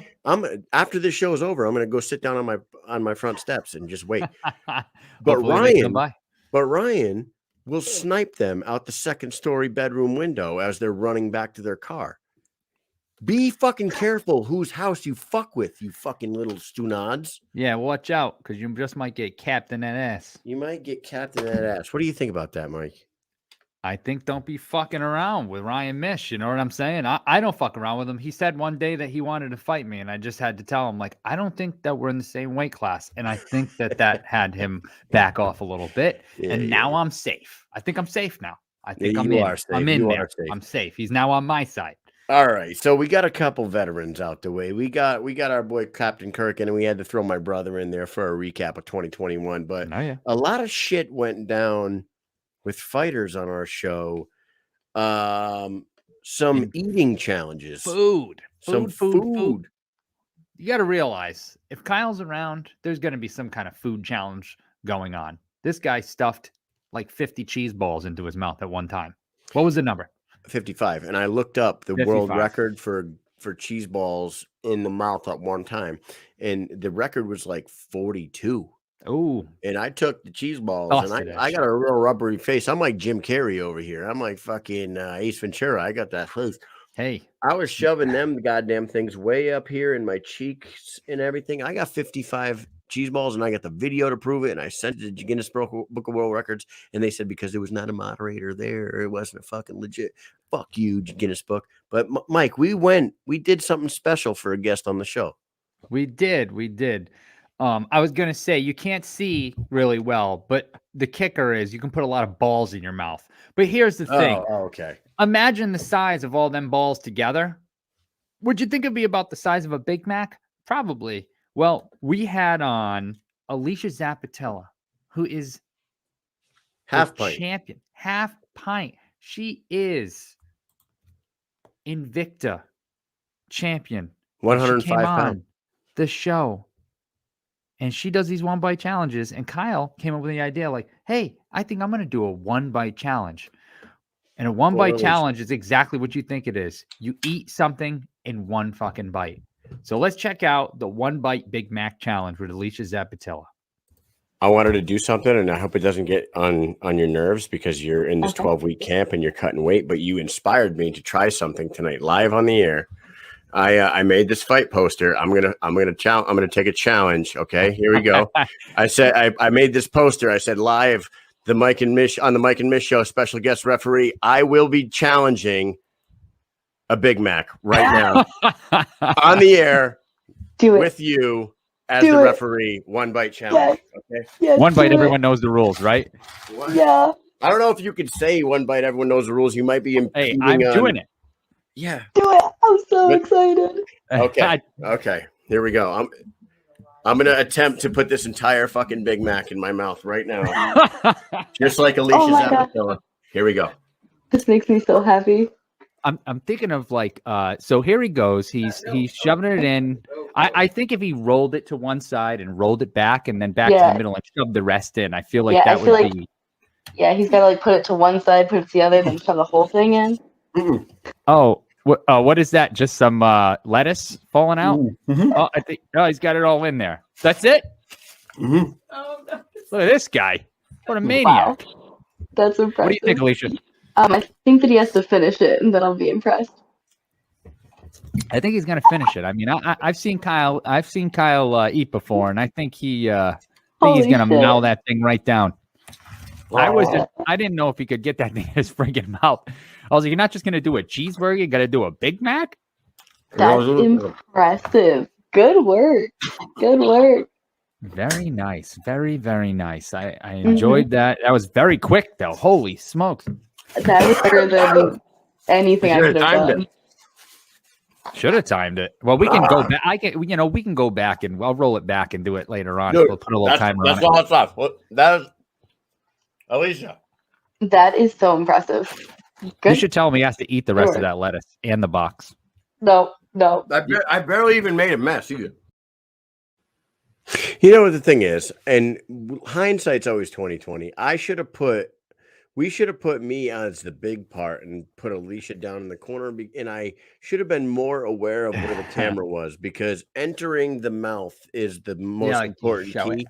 So what I should do is call her up and challenge her to a Whopper, because I believe after that she said, if I'm not in fight camp, I will do a 1-bite Whopper challenge with you on the show, right? We'll bring her back, and she also is going to do our tarot cards. She's going to tarot read. card reading. Yeah, Oh, yeah. boy. And I've never had that done, so she said she'd do that live on air. So we'll get her back on and get that done. No, Mike, it's not the last food challenge or food fucking incident that we've ever had on the show. We had the one and only Audra Cummings on the show. We were talking about weird shit that she likes to eat, and she said she likes Oreos. What was it?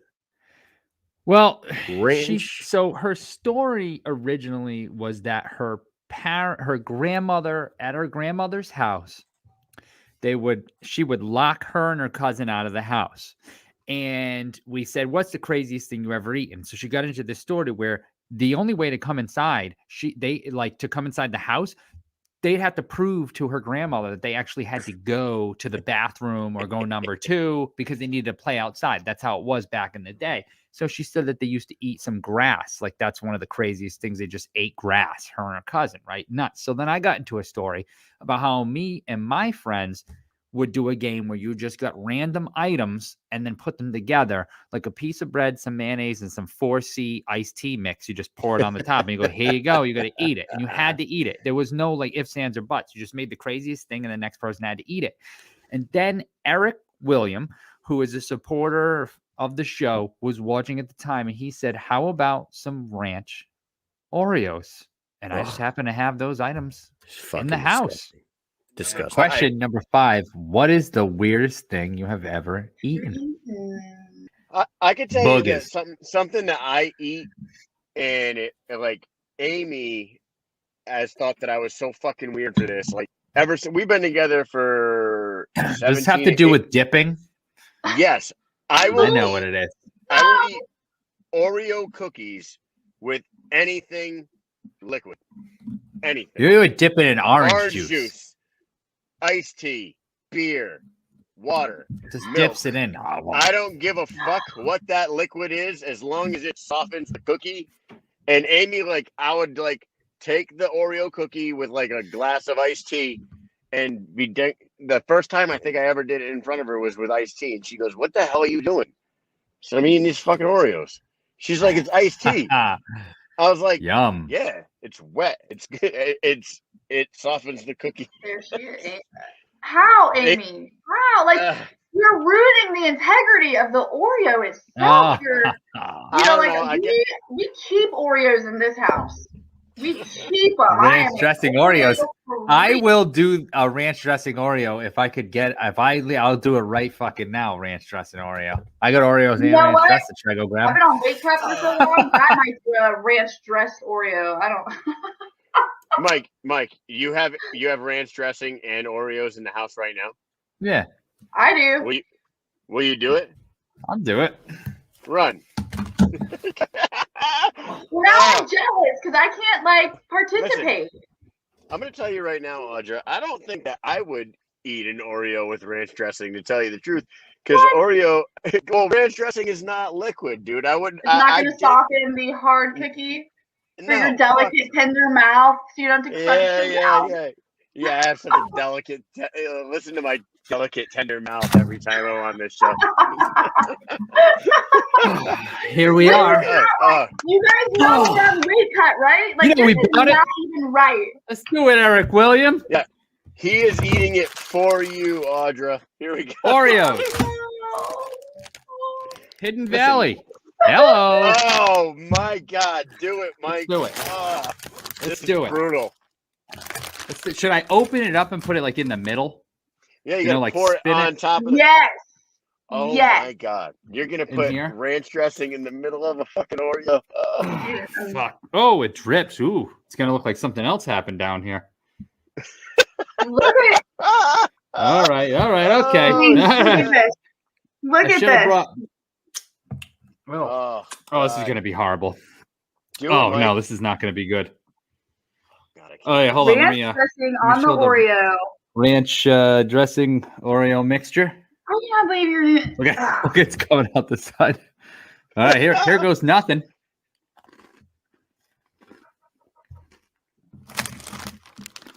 Is it? Oh my god! What does it taste like? Is it good? I can It taste. has like I'm starting to salivate over a ranch Oreo. What the hell, you guys? you know what? It's weird, but like You can it's dig not it. that bad. Oh You can do well, it. Yeah. maybe you just. It's discovered weird, but it something ain't that bad. Dude, shout out to Eric Williams for starting that whole shit.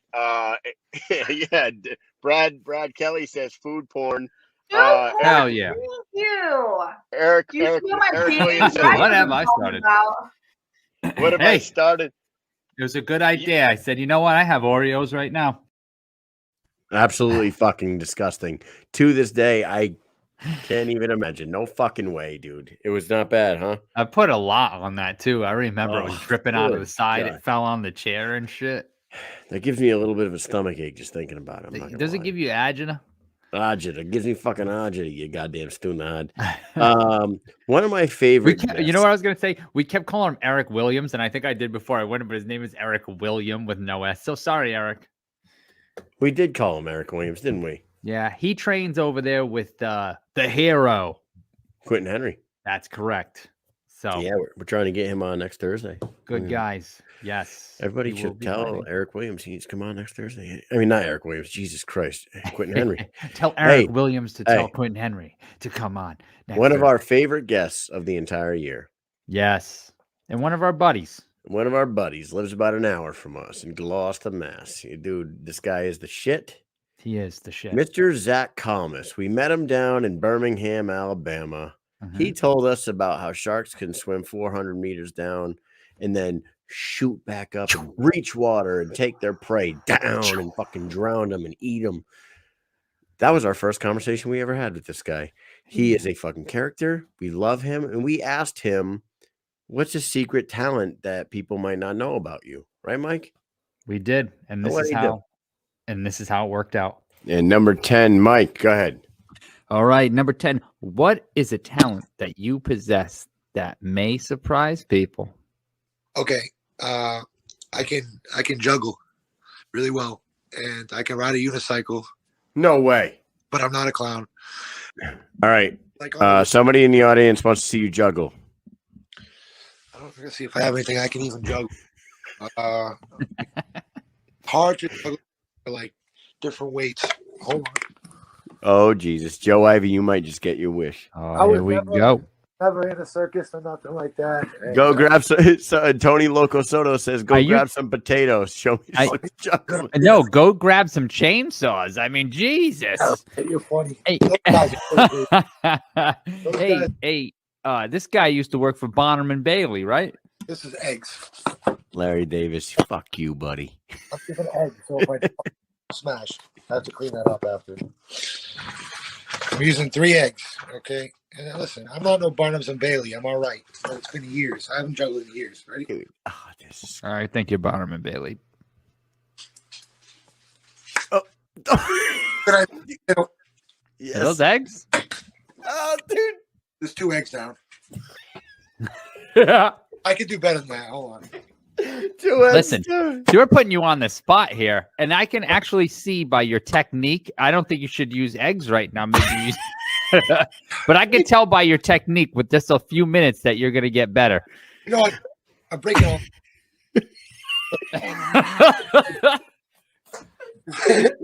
He's breaking all his Hey, eggs. hey, so who do you live with? Girls gonna get mad. You live with your girl. She's gonna wake up to make some breakfast. She's gonna be like, "Why is there fucking eggs everywhere? I got no fucking breakfast." I'm gonna go cuddle her. Oh God. Hey, you're gonna give her salmonella. We've been together. You know Sal? I know. Manila? You know salmonella? Yeah, I got some. Oh my. Best guest ever. That's the best podcast ever. I love you. Dude, Awesome. you are the fucking man, dude. This is the Hi, money. I like talking to you guys. Hey, fucking New England Triforce right here. Dude, I love that guy with so much of my heart. I swear to God, he know. is the best. And how many fucking eggs did he break, man? That shit was hilarious. He probably broke at 7 or 8 of a dozen eggs. So, oh my God, that was fantastic. And I swear to God. And later on in the interview, he continued interviewing with us, but he was spraying like cleanup shit and like using a whole roll of paper towels to clean up so his girl wouldn't get mad. I swear to God, that shit was fantastic. But I mean, a lot of these have to do with food right now. They do. This next one, we all about food. This next one, I don't know if a lot of people have seen this one. I think we played this at the end of one, and at the end of one episode. We've played it. And unless you were there for the end of the episode, you guys are in for a treat. This took place at what, like 4:30, 5 o'clock in the friggin' It was morning? early in the morning, very early. I don't know if it was that early, but it was getting there. It was getting there. It was nearing the 4 a.m. mark in Miami or Fort Lauderdale, Florida. We were down there for BKFC 18, I believe. Yep. Fantastic event, fantastic time. And we were out with some of the good people down there. And we were back at Mike's sister-in-law's condo. And this is what took place. All right. That would probably be hard because that's going to be a lot of vodka. Vodka-soaked gummy bears. Vodka. I'm going to do this handful right here. Oh, boy. Yes. Look at it. Hold on. Let me zoom in to that. Let's count this. These are vodka-soaked gummy bears. 1, 2, 3, 4, 5, 6. This mother. 9, 10, 11, 12, Oh my 13, God, no, you're probably only drinking. 15, 16, 17, 18, 19, 20. No way. No, 21. You're getting fucking reckless. Oh my God. You're going to get so sick. You're going to be mad sick. No, I'm not. You're getting reckless. You should get wrecked less. Sure, I'm farm.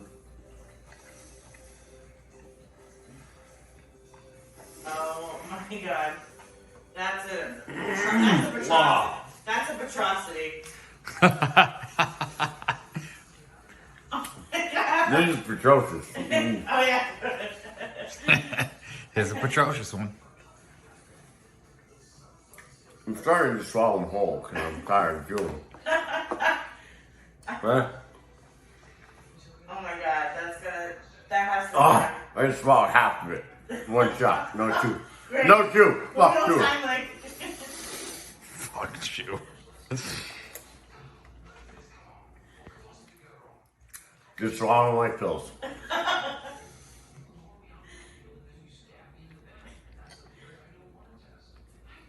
Whoa. Hey, okay. Oh my God. That's gonna burn. Oh, water. Let's go! He hits like a bitch. Let me bang, bro. Bang, bro. Oh, dude, that was the night. That was the night Julian Lane went at Bostwick.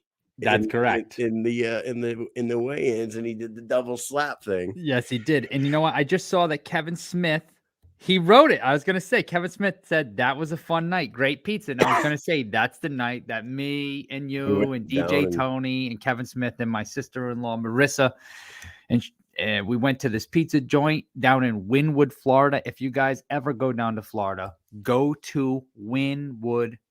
It's in Miami. It is a section of Miami that there's a whole bunch of graffiti artists that get together and they let them just go crazy. And I'm talking about like extremely good graffiti artists. Yeah, it is awesome. Absolutely that was awesome. A great night, there's man. tons of fucking stores, bars, lounges. It's my favorite place to go when I go to Miami. I have to say, like, the beach is nice and all that, and going up and down the strip, like right around the beach, Wynwood by far is my favorite place to go. I love it so much. It was fantastic, and apparently I went home and ate a fucking baseball-sized wad of goddamn gummy bears. So shit happens, man. Yes, Hood it and does. pizza. Yes, it was kind of in the hood. Yes, Oh, it do you was. remember when he was on his way to meet us? He and parked he's like like, a block he go- over and thought he was gonna die. yeah, he was like, I'm pretty sure I'm in the wrong place. Like, I don't know where I am right now. You guys are right over here. We're like, no, we're like right there. Like, apparently his directions, we were right there, but wherever he, like a couple blocks over, was like a really bad part of town. He's just sitting there like, where the fuck am I? Like, he couldn't Dude. believe that where we were would be this close to such an awful area. I guess that's just how it works out. You know what? sometimes. That night the Mike and Mish show made a connection between Kevin Smith and one of his fighters that is now signed to him. Remember that? I don't remind me because I'm Dude, I'm the done. Rugged Beauty. The Rugged Beauty agreed over the telephone to hook up with our guy. So That's right. shout out That to is Kevin. correct. Shout out to Crystal. We love you That's both. correct. That was a great night. Yes, I'm glad Uh, everything worked out in the end. Good people deserve good things, and that's what happened that night. Right. Another thing that went down in one of our excursions to one of these fucking goddamn events that we have a blast every single time meeting all these people. We do these interviews. We put out a lot of content for you guys after the fights, after the event. We hook up with the president, we hook up with Sosha, we hook up with everybody. But there's some behind the scenes things, and for those who did not see this was something a little special that happened between the president of the BKFC and one of his fighters with our microphone. Feel to know that one of your fighters can kick your ass. None of my fighters can kick my ass. Yeah, because I'm not your fighter. Did you say 4'11" Listen, too short? don't make me kick your Yeah, ass. what'd you do? If I kick your ass, all I gotta do is do this. That's how short you are. Oh man. Well, okay. Get I've to been my fucking ass. you up all day long. God, I put on the show. All right. I've been fucking you up all day. You stomp him out. He's so goddamn short. I love it, man. And you know what? That night, Travis Thompson was involved with my two favorite moments of the entire night, because earlier that night, I was interviewing Sosha, and he kind of crashed the interview, and it was one of the best things ever. Oh But yeah. it was I had that broken up, but I don't know if I could get it in here because it was such a big file. It kept telling me it was too big, but I have a gift here that the gift that keeps on giving, which is my hard drive here. And no, not that kind of hard drive. I'm talking about so basically I can play it this way instead. So do you want to see it? Go ahead, interview? play it. All right, let's do it. All right, we're here at Seneca Allegheny Casino, BKFC Fight Night, New York, with the man himself, Brian Sosha, the host of the show, the hype man. You had this place freaking going crazy tonight, huh? First of all, before we start with any of that, I just want to listen to this guy. You got traps. He lifts weights to get the dates. He does the curls to get the girls. And I did have the place rocking, but I didn't have it rocking. You had it rocking. Thank you for all the energy. There was so much energy here tonight, man. What was the other fight of the night that had you going fucking crazy? I mean, I couldn't even pick. I mean, they were all great fights. I enjoyed it. I hate to give you that horrible stock answer, but they were all great. I agree. There was a couple Horrible really nice answer, knockouts. Brian. Travis Thompson It was brings much it longer. every single time. Give me the mic.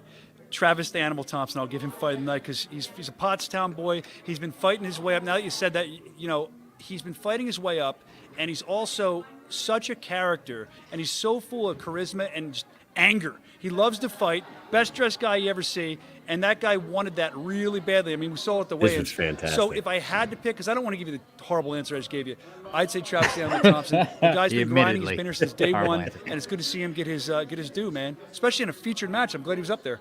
It was great. And shout out to Shady Grady, too, because he took the damage and he kept going forward, and he could have almost won that fight at times. No, I agree. It was fun to watch. I'm gonna look at the animal over there right now, man, in his suit. Hey, animal, come here. Come here. There it is.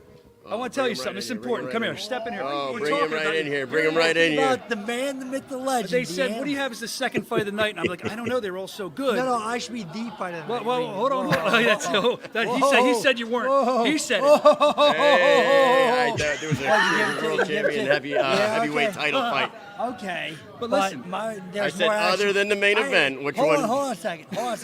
Chaos. Who had the fucking crowd going? That Who would had be the you. crowd going? That would also be him. Well, I was but then you. I was going nuts. I had the fucking. This is his home crowd.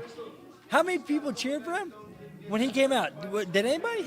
Was there anybody? You had a whole section. Okay, but then I came out. Everyone's fucking making noise. I don't know. I want to say something else. You know, this medal's beautiful. Congratulations. But I want to move it to the side for a second because I think this might be the best dressed man in BKFC. You know, he's the animal, right? He's the animal. It says it on my tie clip. Oh, it does. It does. That's cool. Says So it he's on my the tie animal. clip. But I think once in a while, I told him this the other day, he should be tailor-made Travis Thompson. Tailor-made from head to toe, Dude, baby. And here's the thing, like, I don't even need the fucking glasses. They just This look is good. the Studious. GQ. Yo, He's yo, studious. I look smart. What type of fucking smart person gets punched in the fucking face for money? This guy. guy. That's I why I'm love it, called man. the fucking animal. Yo, how many other people talk like this? How many people put on a fucking show? From start to finish, before the fight, during the fight, after the fight. As soon as my fight's over, I don't even get changed. I don't get in this shit. I go around, take pictures, do autographs, do all that shit. He's not No lying. one I else saw you out fucking there does doing. that. He was asking Let me me for a see your hands. Sharpie. Let me see your hands. You see this hand right here? That's probably That's your from his blood fucking- right there on my Oh, hand. never Oh, wash my that hand. I'll sign it. Do you want me to sign it? I got the animal's blood Yo, right you there. can never wash that, Right ever. there. There you No, go. no. I'm Can just I gonna cut get it. that I'm gonna off? get it tattooed. Can I on cut me. it off? I washed it off. Sell it. Yeah. Put it on eBay. You can snap that picture right there. Put Get that shit on stuff. eBay. Yeah. Give it up for my man, Travis Dude. the Animal I appreciate Thompson. You're the man. You got a fourth one of those to hang up at home now. This thing, BKFC OG. fucking great. That's OG, right, man. Congratulations, Thanks a lot, you guys. Appreciate everyone coming out tonight. You guys apparently. I mean, obviously. You Apparently. Guys. But I want to thank everyone that came out tonight. It was a great time. Had a great show. Yeah, fight at night. I don't give a fuck what anyone says. All right, man. Thank you for your many years time. I think that I crashed my own interview. How did I do that? I had my own interview crash for Travis Thompson. I respect that guy so Well, much. he's an animal, and thank you for your time. Brother, thank you. I let's love go you have guys. some fun. Best show, man. I watch you guys all the time. It was an honor to be on here. Ho, ho, boom! That was a great interview, man. We had a blast with them. Travis Thompson's a beast. Yes, he is. He's a a lot of fun. 135-pound absolute fucking animal who, at 200 pounds, I wouldn't want to fight that little guy. I swear to God. Nah, I'm all He's a set. beast. I'm good Now- sitting right here. Yeah. Now another great memory that actually I came up with an idea for a weekly segment because of our boy Mike Hunold over there. That guy right there. I can't even do it.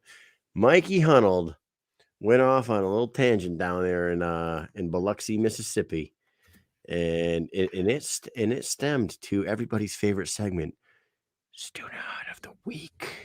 Play it, Mike. You would think that they would be advertising this shit on like a billboard around here or something, you know? Maybe at the Coliseum, but it has a gigantic sign that doesn't say anything about what's happening tonight.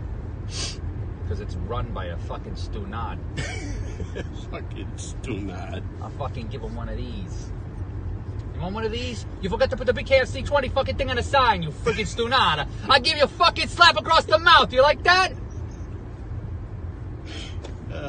And now you're fired. And go find something to do. Or fucking go sell gabagool son at the fucking deli, you piece of shit.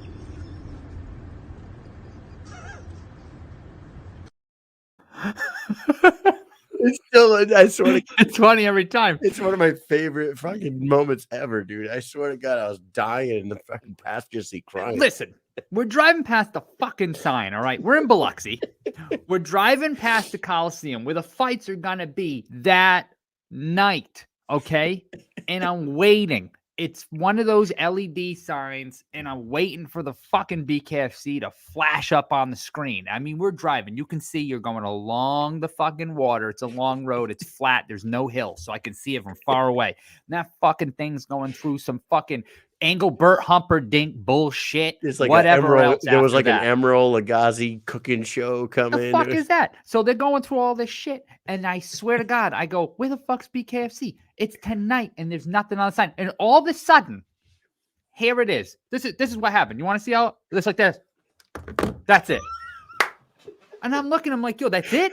They gave them like a fucking quarter of a second on the sign. That's it. It straight up flashed on the billboard. It was like, tonight begins at 20 done. So when people go by, like, what the fuck was that? I don't know. But and Mulgassi's going to be here in a week, so whatever. But this fucking thing's coming tonight. I mean, that guy, hopefully he got beaten somehow. I don't know. Fuck that guy. I swear to God, that was one of the funniest goddamn things. I vote beat him. Mike, I swear, I am not shitting you that I recorded Mike for 10 fucking minutes in the car. He does it all the time. That is just him over here. Him? Yeah. I just turned the phone on. I swear to God, I turned the phone on and I just hold it like pointing towards Mike in the passenger seat like this, and I just record him because that shit happens all the time. It is so fucking funny. There's a lot of that shit, and I have to go through. I have literally like hundreds of hours worth of footage I've never even fucking put up because I just don't have the time to get it all together. So I try to get all the pertinent shit. You know what I mean? What we have two more videos to show. Two more videos that equal one video. The two videos are one video broken up into two segments because this was the show in the year 2021. This was the show that I thought was going to get us banned from fucking at least Facebook. Oh yeah. If not Facebook and YouTube, because the guest that evening was freely using the hard R N-word and calling us every racial word you could say for a white person. Cracker. It was great. It was the funniest goddamn shit in the world. And as it was going on, I'm thinking to myself, should we kind of like rein him in or do we just let him keep going, right? So we let him keep going. Yeah, of course. We let him keep going. He set records that night, the most hard R's ever said on a podcast, probably. The most we've ever been ridiculed as white people ever. For sure. I was welcome. And then I thought that it was very necessary to ask Charles Felony Bennett to tell us the Vanderlei Silva story. This is broken up into two parts. Enjoy. Misfit brought up Pride. Can we talk a little bit about Vanderlei Silva real quick? I know everybody in the world wants to hear you talk about Vanderlei Silva. Tell us about that night. Tell us about the infamous night. Come on, Felony. Hey, listen, man. I ain't telling that story no motherfucking more, nigga. This nigga already. Okay. All right, I know. We got audience that's never heard of it. Y'all niggas gonna give me $10 to tell this fucking 20-minute story? I'll Venmo you $10 right now. Send the Venmo. Right. We'll do it now. All right. Fuck it, we'll do it live. I'm about to tell you what the Venmo is right now, nigga. Yep, it's at Felony 352. That's the Venmo. That's the Venmo. At Felony 352. All right, all you sons of bitches watching I'm not even in the fucking friggin' joking. comments, you better start sending some money over here. Yeah, nigga. See, Misfit. I'm a beggar.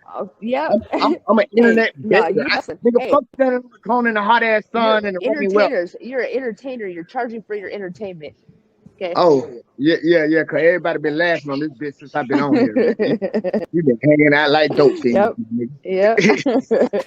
So what happened with Vanderlei? We know you fought in a fight that night and you tackled the ref that same night, right? Yeah. Wait, you were in the back and you fought him, right? Yes. Yeah. Okay. So since this nigga sending me $20, I'm gonna tell y'all the story.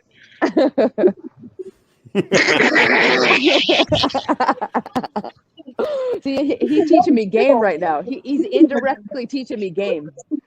Hey, listen. So yeah, one night at band camp, I had this fight in Japan. Pride, that was. Y'all know, bro. Y'all make sure y'all, you know what I'm saying? And I ain't talking about the gay pride. I'm talking about the men pride. Pride men. Yeah. So like you said, I took down the referee. The only reason why I took down the referee, right? Because when he was doing the rules, when he was like, when we was face to face talking and shit, the nigga was slapping me. I felt like he was on the other nigga team. You know what I'm saying? He was getting all them free hits in on me. So I felt like he was on the other nigga team. So if I won the fight, I took the nigga down. And then they tried to take 10% of my purse. But since I'm such an actor, you know what I'm saying? It was like, fuck that, nigga. That was great for the camera. Can you do some more of that shit? I was like, yeah, you got to pay more though. You know what I'm saying? So next thing you know, I went to the back room, right? The nigga that's paying the money ain't even listening. But I went to the back room, right? Because we all shared the room. Me, Candlelight, and Josh Thompson. So I went to the back room because I knew that's where them niggas was gonna be. Because we all shared a room. So I was back there watching the fights and shit, and then that little nigga, that little white nigga. What happened is this? What's going on? Nigga, you weren't listening. Nobody told you to be on your phone. I ain't got the $20 notification yet, neither, motherfuckers. Your mic went. Your mic went off, man. Oh, I'm sorry. It's back on now. Y'all hear me? It's a little bit better. Screwy. Man, that's old nigga shit. I'm on Wi-Fi too. This phone ain't working. I'm on good Wi-Fi. I love Felony, man. I love you, man. So we went to the locker room, right? And one guy was in there. Damn, Felony, you got some biceps on you. Yeah, nigga, I've been training. You damn. Dope. I'm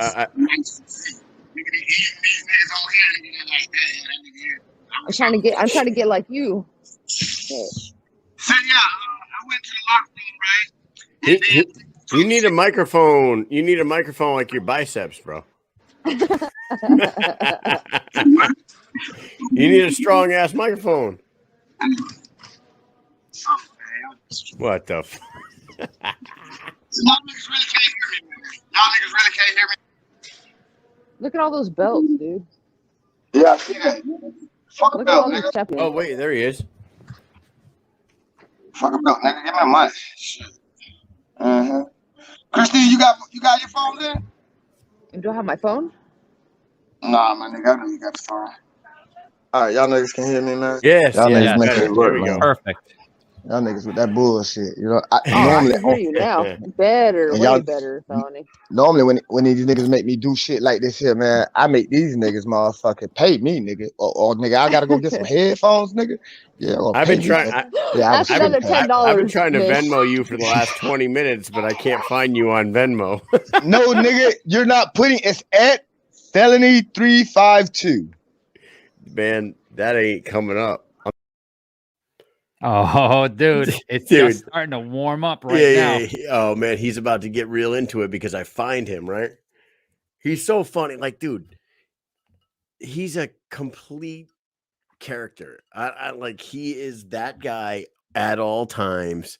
We met him down at in Orlando, and like when the cameras aren't rolling, he's the same exact fucking Same dude. It's dude. hilarious. So keep it rolling.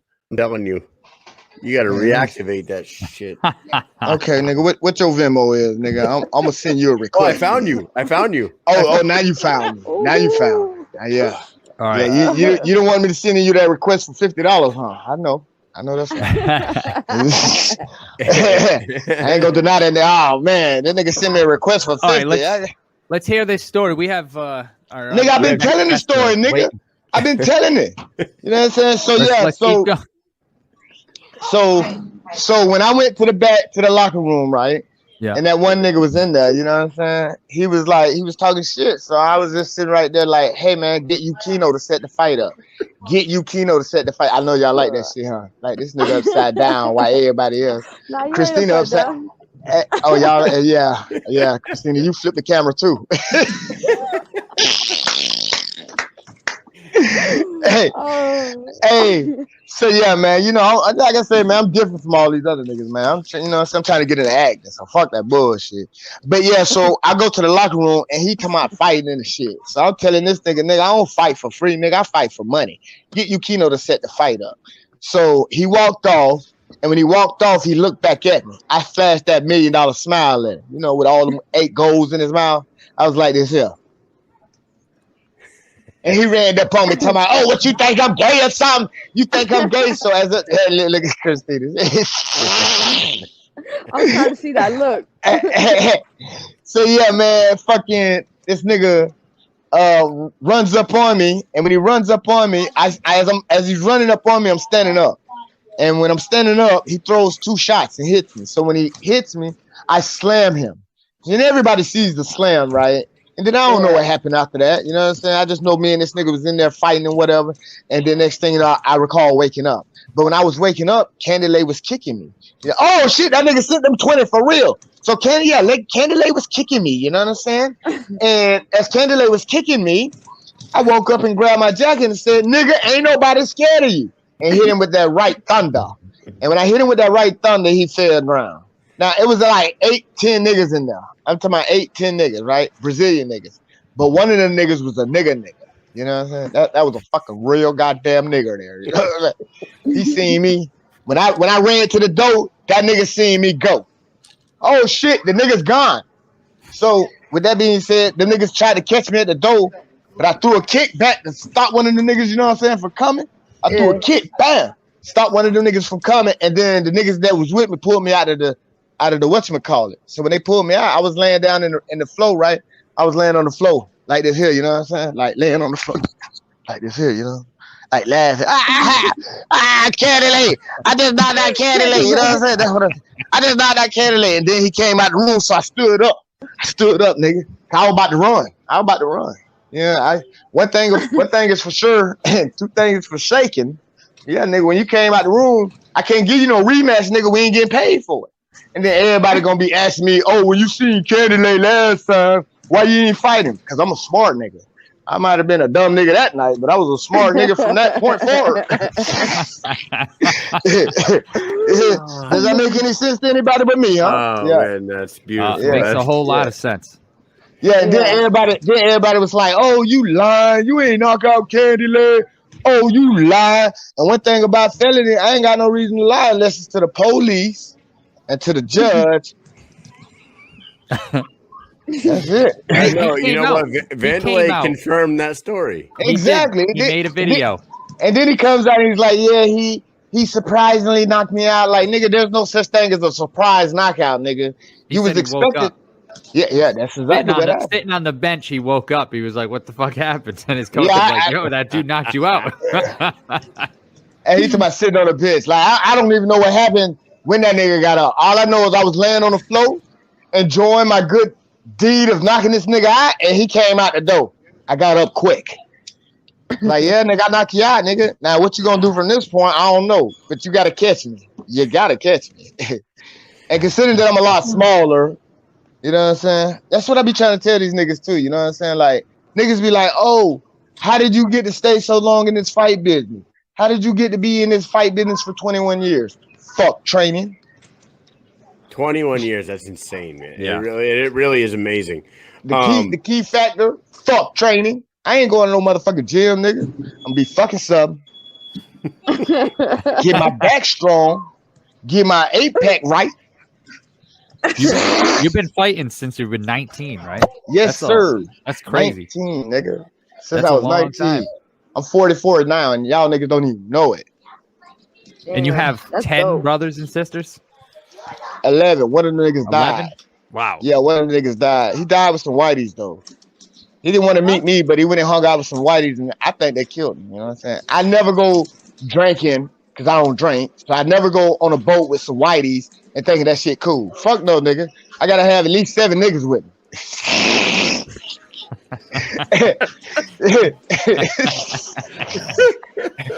You can pick one of them 7 niggas, but I can't go. You know? I might even hit for one of them niggas. You know? Let me stay. Dude. Oh God, That's that guy the is first time I think I've ever been called the N-word with a hard R. He literally called me. Dude, when he got the Venmo notification finally, he was like, "Ow!" He actually sent me the $20.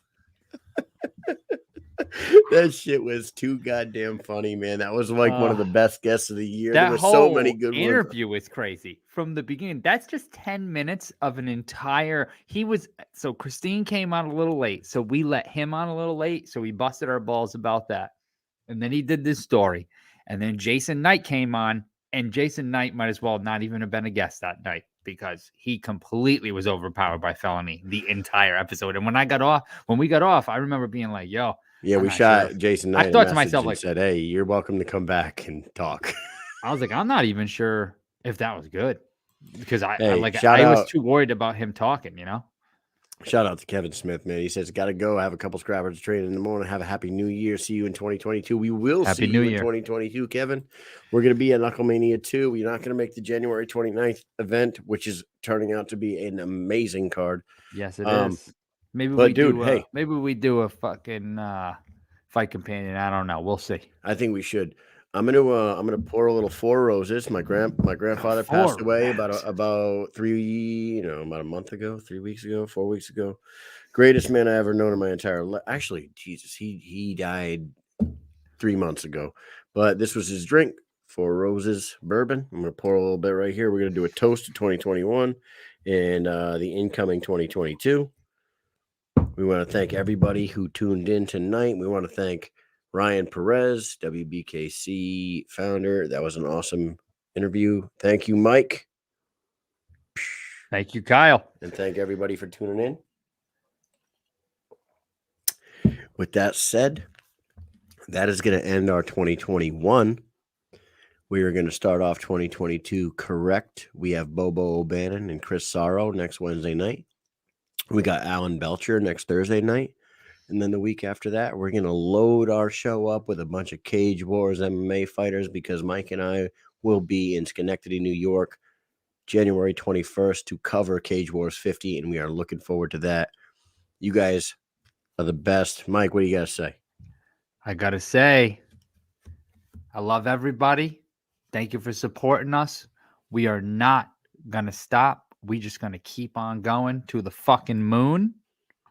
Thank you, Kyle, for inviting me on this trip. I love you to death, my friend. And Anytime. I say, peace.